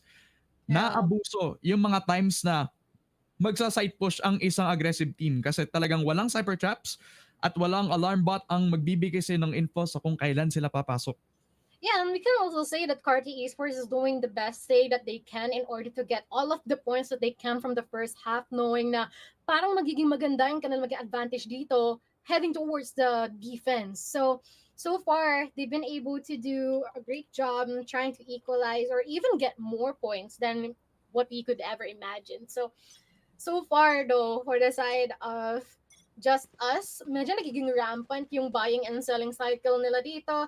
It may be because of the mistakes that they're doing, or they're just continuously being overpowered by the entries na binabato sa kanila dito ni Patrick Watson. I mean, regardless of the KDA na meron dito for the side of Carti Esports at the current time, I feel like it is a bit of an understatement considering na they always get the job done, every single one of them, from time to time. The timeout has been called off yet again because this time the reset is already destroyed. Carti Esports investing agad yung paranoia nila para lang magkaroon sila ng B main control. That's a huge investment. Because now that means wala silang pang stop dun sa retake. Kung mabilis man yung flood retake ng Just Us, which again is one of their strong points ng team composition na to. That Omen is not gonna have a blind para matapos or at least matigil yung pag-push out nila dito sa mid-side agad. The pressure itong si Parscofield to make the move, the adjustment. The thing about the Reyna is that he's feast or famine. He has to push out kaso Uyen punishing the mistake of Parscofield over the aggressing sa pag-rotate all the way towards that male position at baka meron pang isa pa. Kasi nandito din yung Raze. Tanis Kaboy also overcooks the push out. Early B heaven control by Uyen. The lurk is on, and so is Lloyd G sa ilalim lang niya. Hindi pa niya na-clear. Sheriff is gonna do a lot of work, but Patrick Watson's able to adjust his aim. 2 versus 5. Bro, akala ko hindi pa nila makikita si Patrick Watson at that current instant, but still, it is going to be another round for the side of Carti Esports. And so far, they've been able to do quite a smooth push dito sa B-side natin because they've been able to get early frags, number one. They've also been able to see how Uyen has been able to improve over time. Like, tapos na yung download time ni Uyen dito because he has been able to be in the best positions possible in order to rummage down some members here from the side of Just Us. So, once again, couple of points advantage na sila dito on this first half, and 2 more rounds remaining. Will it be equalized? We're not quite sure, but all abilities on store for them. Pushing forward, Showstopper connecting, but eventually traded by Astro. Parscofield, may mga ibabatong mga bullets here, pero hindi ko connecta yan. Tamang back off muna sila dito dahil medyo nag-iinit na mga member natin sa dalawang kampo. At dahil wala kayong anchoring strength thanks to your team comp, your biggest strength is to push out, find early map control, and then get the kills that they needed. 1 for 2 para dito sa Just Us. They also could converge sa isang side ng mapa lamang. Bigay yung sight para mas madali yung retake mamaya. Yun yung ginagawa ni Par Schofield kasama ni Sutton Love ngayon, taking up that mid space para mamaya mas matindi yung retake. You got the Euro Pep, so they know that they're converged up on mid at alam na nila sa heaven na sila ngayon. So we're back to the 4 versus 3 retake, mga kaibigan.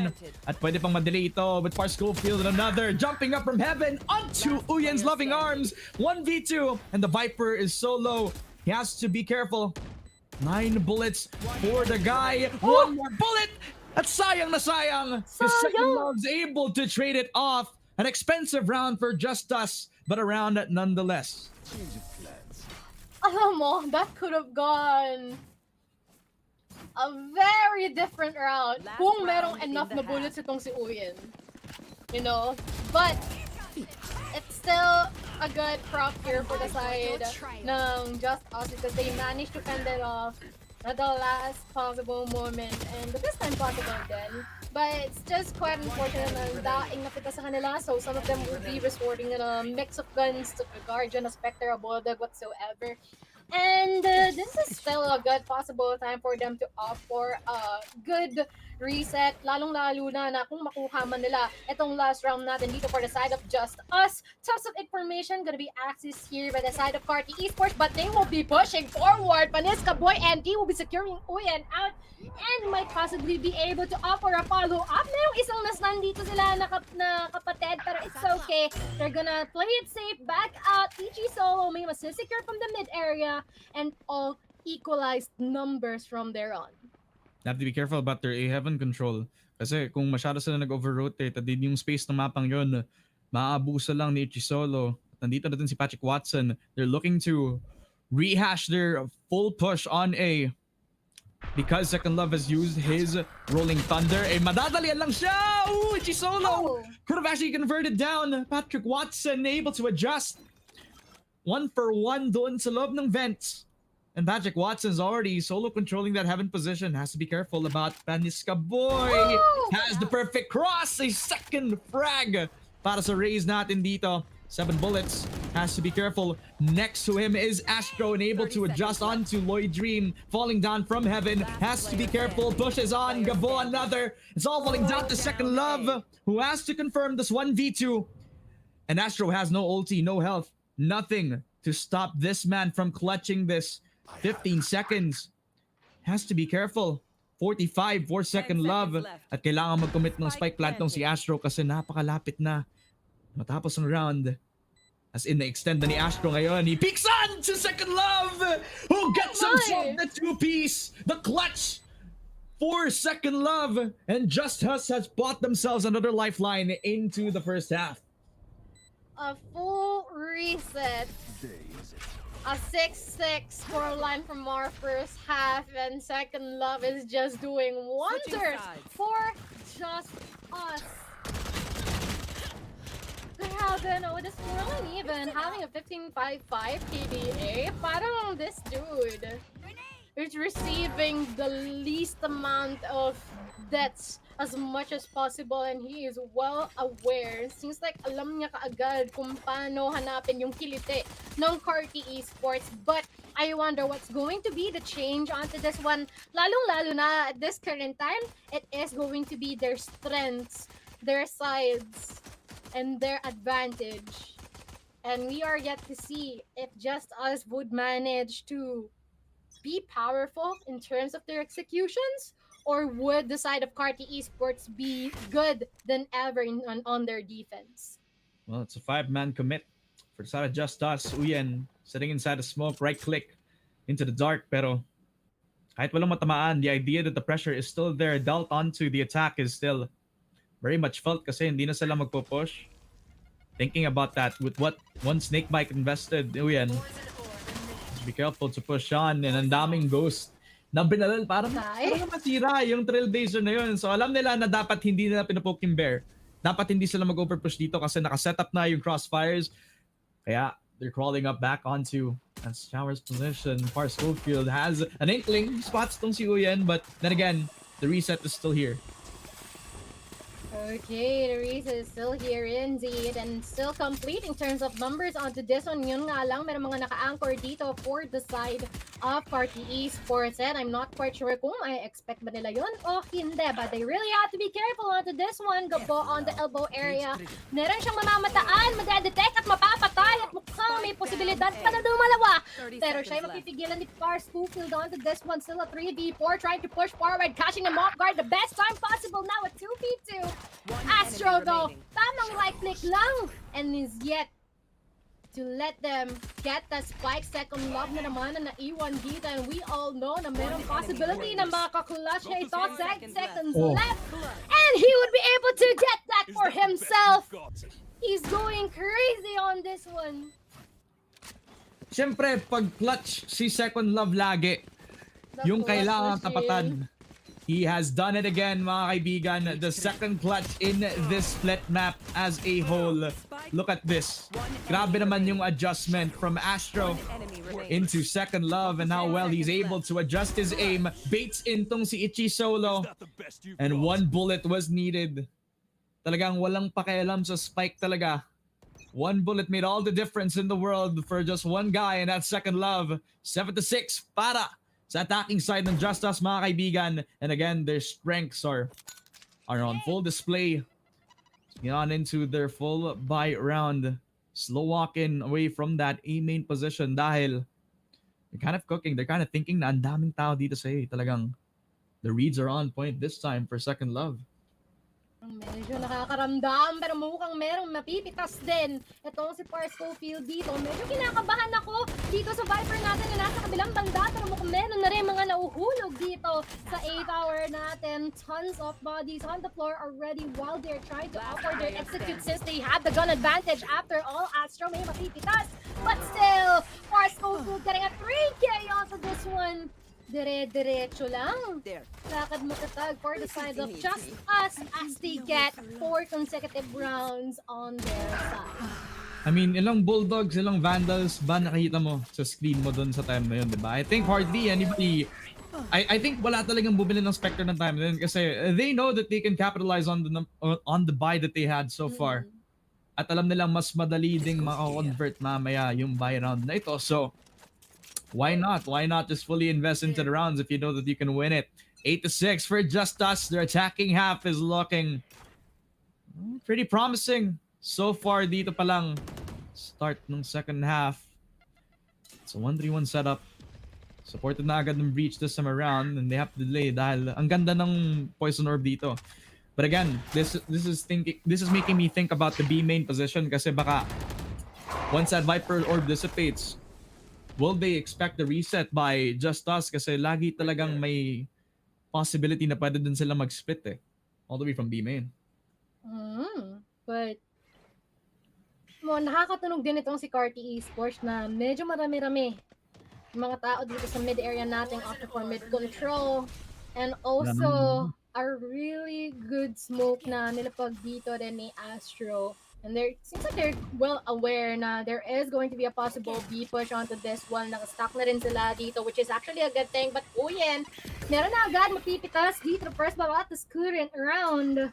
And we are yet to see if they're gonna get some trades from here and there. Guardian connecting from Ichi solo, Astro as well. Every single one might actually be a possible aid for the team. But never mind, dalawa na nakuha ni Uyen. And now, Second Love na naman ang maiiwan dito. And hindi siya makakaisa. Definitely a flawless round for the side of Carti Esports. Yep, and a great paranoia also made a difference sa pag-execute dito ng Just Us. Astro stopping that push entirely by just one click of a button. Dito lang nakapag-enter itong si PKB ng maayos at nung pumasok si Pars Schofield, his blind never really mattered at all. I like the proactive defense that we're seeing from Carti, not shying away from any challenge doon sa mid at doon sa ating B main extremity. The thing about the double controller comp is that there's always a lot of tools para ma-deny yung info. Kaya napo-force yung mga teams natin to play aggressively towards their side. Invested na yung dalawang satchel charges nitong si PKB. So mamaya, the mobility is not going to be as impactful compared sa kung meron siyang satchels. But they leave insert tong si Pars Schofield to fend off mid for himself. Kaso yun lang yung pinakamalaki niyang mistake. Medyo napataas. Ang crosshair niya dun, dude. Pero it's okay. We will see. We will see if there is still a good trade here dito as the time passed by sa current round natin ngayon. And it seems like they're going all in dito sa ramps area natin. Pretty deadly, if I may say, because mongol bangable itong ramps wall natin, but still, Uyan will be able to get Panista Boy, NP, and eventually will leave us to 3 more people remaining here for the side of just us. And yun nga lang din, meron pa rin ba silang way in order to get the advantage on their end, considering na it seems like every single one of them is being eliminated by the counterpart, and eventually everything is going to be equalized. 8-8, sobrang lapit ng labanan natin ngayon. Yeah, napakalapit nga naman. When you have something like the spot into the main event on the line, talagang kailangan na manalo ka dito. So you can understand the grind. Yung pag-push nila all the way towards that ramp position was the scrappiest of all scrappiest. Talagang Uyen, that's the thing about the Viper. Talagang even if you push on one side, there's the risk of getting map control, but there's also risk of dying at the process of that dahil napaka-low mo on HP, na-decay ka pa, tapos hindi ka tuloy magkakaroon ng kahit anong entry frag. So Paniska Boy already inside of sight, dodging away from the Cypher Util, trying to contact through, and Lloyd Dream gets first blood. Patrick Watson realizes na meron pa siyang ult. Paniska Boy and Second Love, they have the lower guns, but they're still contending. They still got the upgrades. A-Site in full control. Nakapasok at nakakuha pa nga ng panalo. How did they win this? How did they win this? How did they win this? Hindi ko alam kung paano. Just us get the 9th round win. Bro, that round is so chaotic.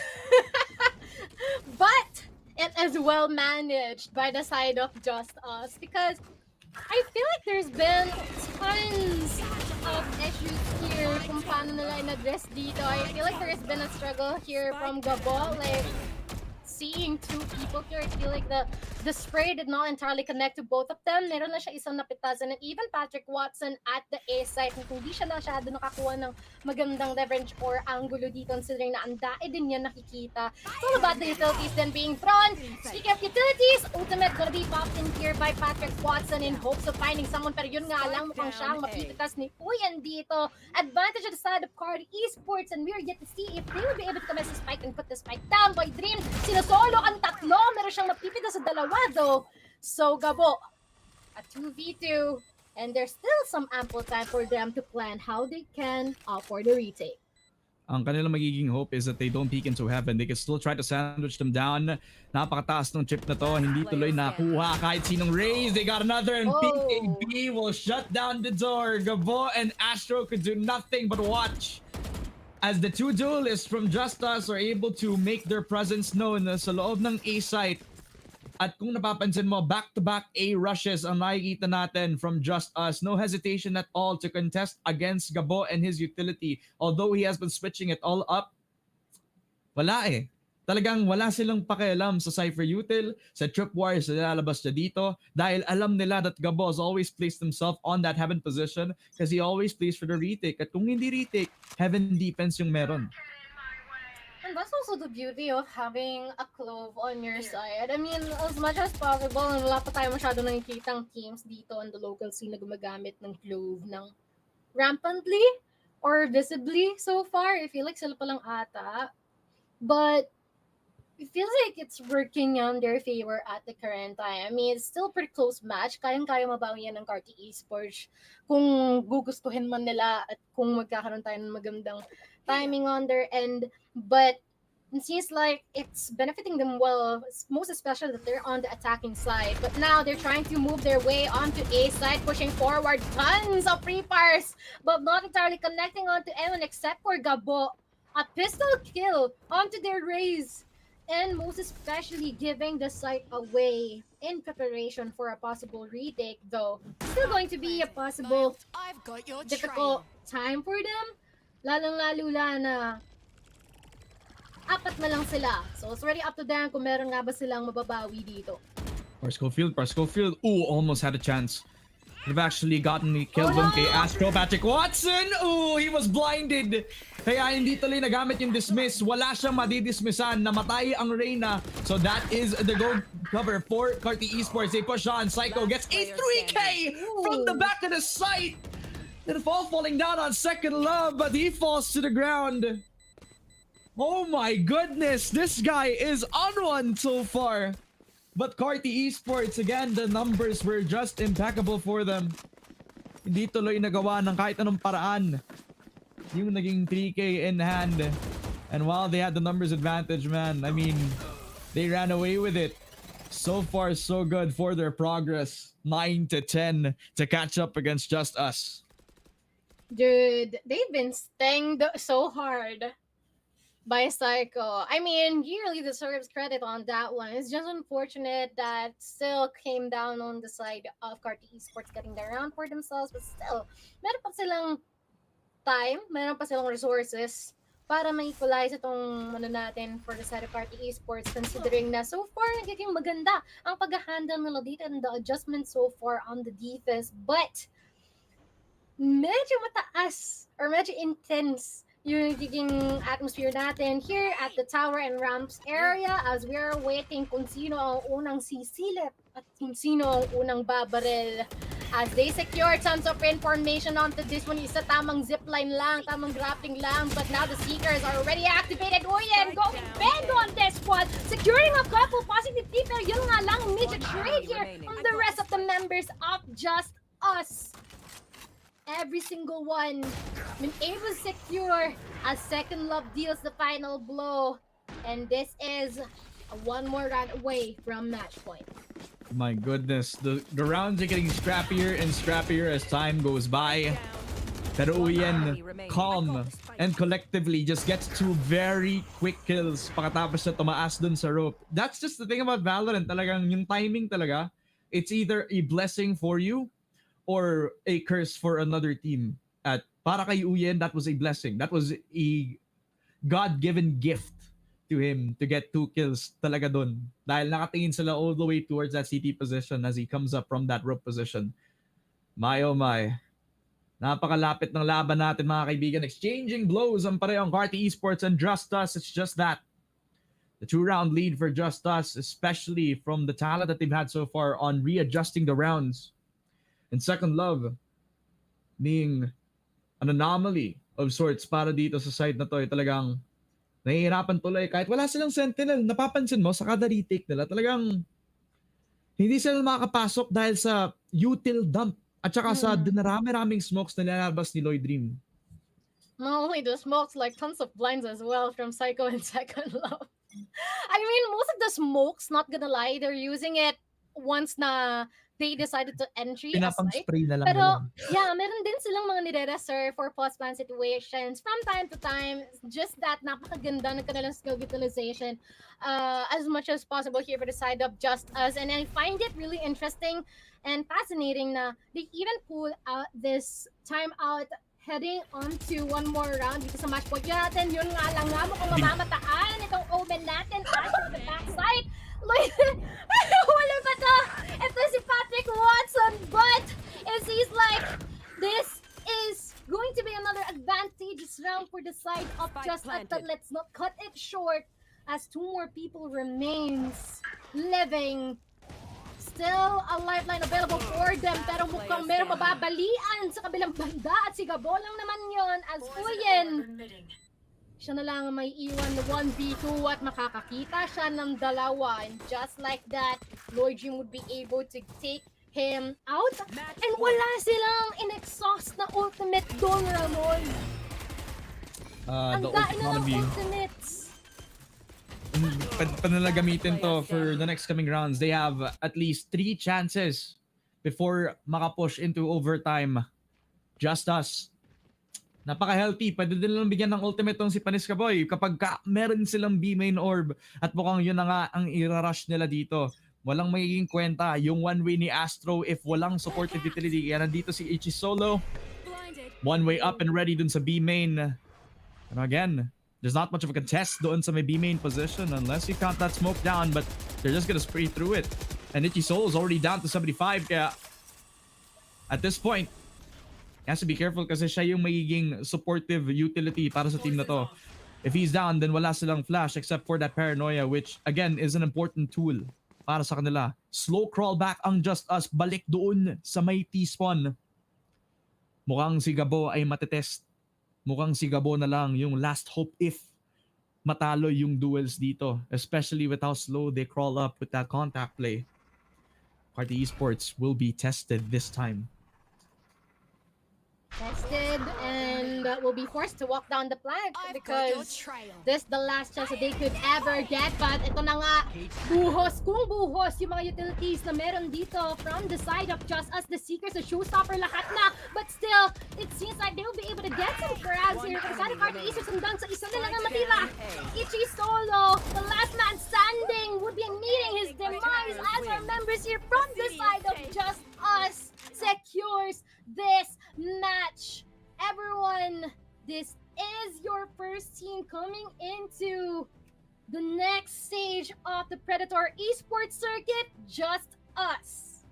Congratulations to Just Us. Well done dahil sa kanilang effort makikita natin sila sa mga susunod na linggo. Man, oh man, what a grind it was all throughout. Nagsimula tayo kanina pang I think mga 5 p.m. and talagang ang dami nating nakitang potential from a lot of the teams that we have so far sa bracket natin. But Just Us were one step above the rest of the competition. Talagang kakaiba yung mga nakita natin all throughout the games. Talagang I think we need a bit of a breather, a bit of a refresher sa mga nangyari kanina. So i-show natin yung highlights a little bit into the matchup. I mean, Just Us is a roster that has been bent over time but never broken talaga. They have built up their synergy ever since they have started this roster with the partnership of Pars Schofield and Lloyd Dream. I have always known that these two have had a lot of firepower, a lot of talent, and it was just only a matter of time before Second Love could get recognized. And well, I think teams won't forget about him, especially with his performance on the Cypher and the Breach right here kasi walang hesitation talaga to use all his util. And will I say, this one tap, chef's kiss, man. True. Sobrang linis ang din naging execution dito. But I feel like it's still well played dito for the side of Party Esports. Just unfortunate that they haven't been able to harness the warm-up na meron sila kanina lang heading towards semifinals. But we have been able to witness kung ano nga ba yung lesson na meron itong side nung Just Us. Most importantly, with the double duelist setup and as well as having a what do you call this? A clove onto their team. And I feel like napakaganda rin na naging presence dito ni Second Love and as well as si Panis Kaboy NP because regardless of the struggles na na-face niya noong first half natin na medyo nahihirapan siya mag-address nung mga pushes dito na nanggagaling sa Party Esports is still, na-try niya pa rin bumawi and nagkaroon siya ng 2018-6 in terms of KDA alongside with the rest of the teams who's been able to get the job done. Pero ito na nga ang updated tournament bracket natin. On today as we come a long way for our first qualifiers and it all boils down to Just Us advancing to our playoffs. Now, what is the biggest surprise that we've had dito sa bracket natin? I mean, yung naging performance siguro ng Party Esports, I think is one of the biggest things that we can point out dahil, by the end of the day, it was still a small roster change for them and they're able to show consistency doon pa lang sa ating qualifiers. And what is the biggest disappointment? There's no disappointment here, mga kaibigan. Talagang every single team has shown their best dito sa tournament bracket pa lang natin. And since BO1s, there's always potential for anyone to come out on top dito. The better team has just come out on top sa grand finals natin. So congratulations nga ulit sa Just Us roster. Makikita natin sila ulit sa playoffs over at the Predator Esports Circuit. There's a lot of hype with this roster talaga kasi who better than to win all your aim duels kapag nandito si Lloyd Dream, nandito si Second Love, at don't forget si Ayap, napakagaling din mag-Viper. Talagang showing off his consistency on that role, and wherever he is, he will always be accounted for talaga. And I'm really looking forward for these members to try and show themselves sa mga next qualifiers natin every single Sunday until the end of June is possible sa kanila na sumali dito. So, yeah, good luck and I hope that our players here, mga teams natin is makapagpahinga na maigi and it seems like they've got tons of buzz to actually review starting this week and so on. So, yeah nga, once again, guys, Road to the Predator League, Philippine Qualifiers gear up para sa Ultimate Esports Showdown natin. Compete, dominate, and represent the Predator League Philippine Qualifiers for Valorant and Dota 2. O nga, no? Every Saturday, we have Dota 2 as well for the Predator Esports Circuit. And ito naman, though, yung ating Predator League, it's gonna happen from September to November. So, it's your time to shine. Depende sa inyo kung masasecure nyo ang last slot natin for that one. So, be sure to stay connected and updated sa ating mga official platforms of Predator Gaming. Yep. Mga kaibigan, it has been a fun time all throughout the first day dito sa Predator Esports Circuit. Pero maraming aksyon, marami pang Valorant ang pwedeng mapanood every Sunday sa Predator Esports Circuit. Ako nga pala si Ramon, kasama ko si Mochi. It has been a pleasure casting the Predator Esports Circuit. But more games will happen next weekend, so we'll see you Sunday. Bye-bye!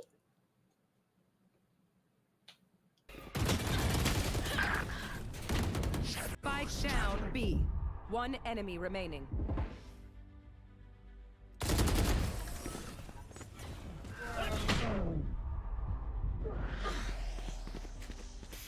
Last player standing.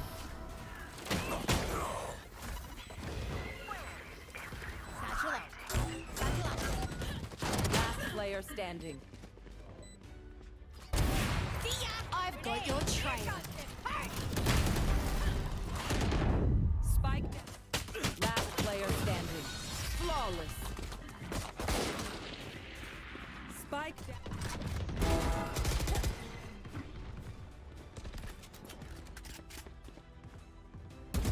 One enemy remaining.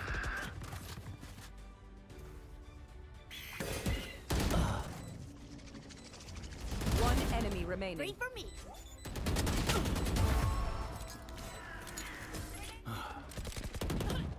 Stim beacon here. Down and out. Spike down. One enemy remaining. Mike's digging. Thanks, little man. Brimstone down. My ult's ready. One enemy remaining. Attackers.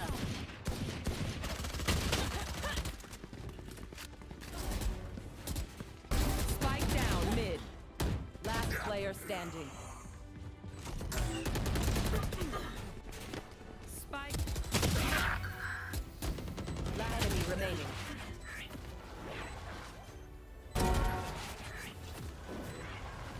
One enemy remaining. Got the 10 seconds left. Clutch. Is that the One enemy remaining. That's a kill. Refreshing. Spike down. One enemy remaining. I got the spike. One enemy remaining.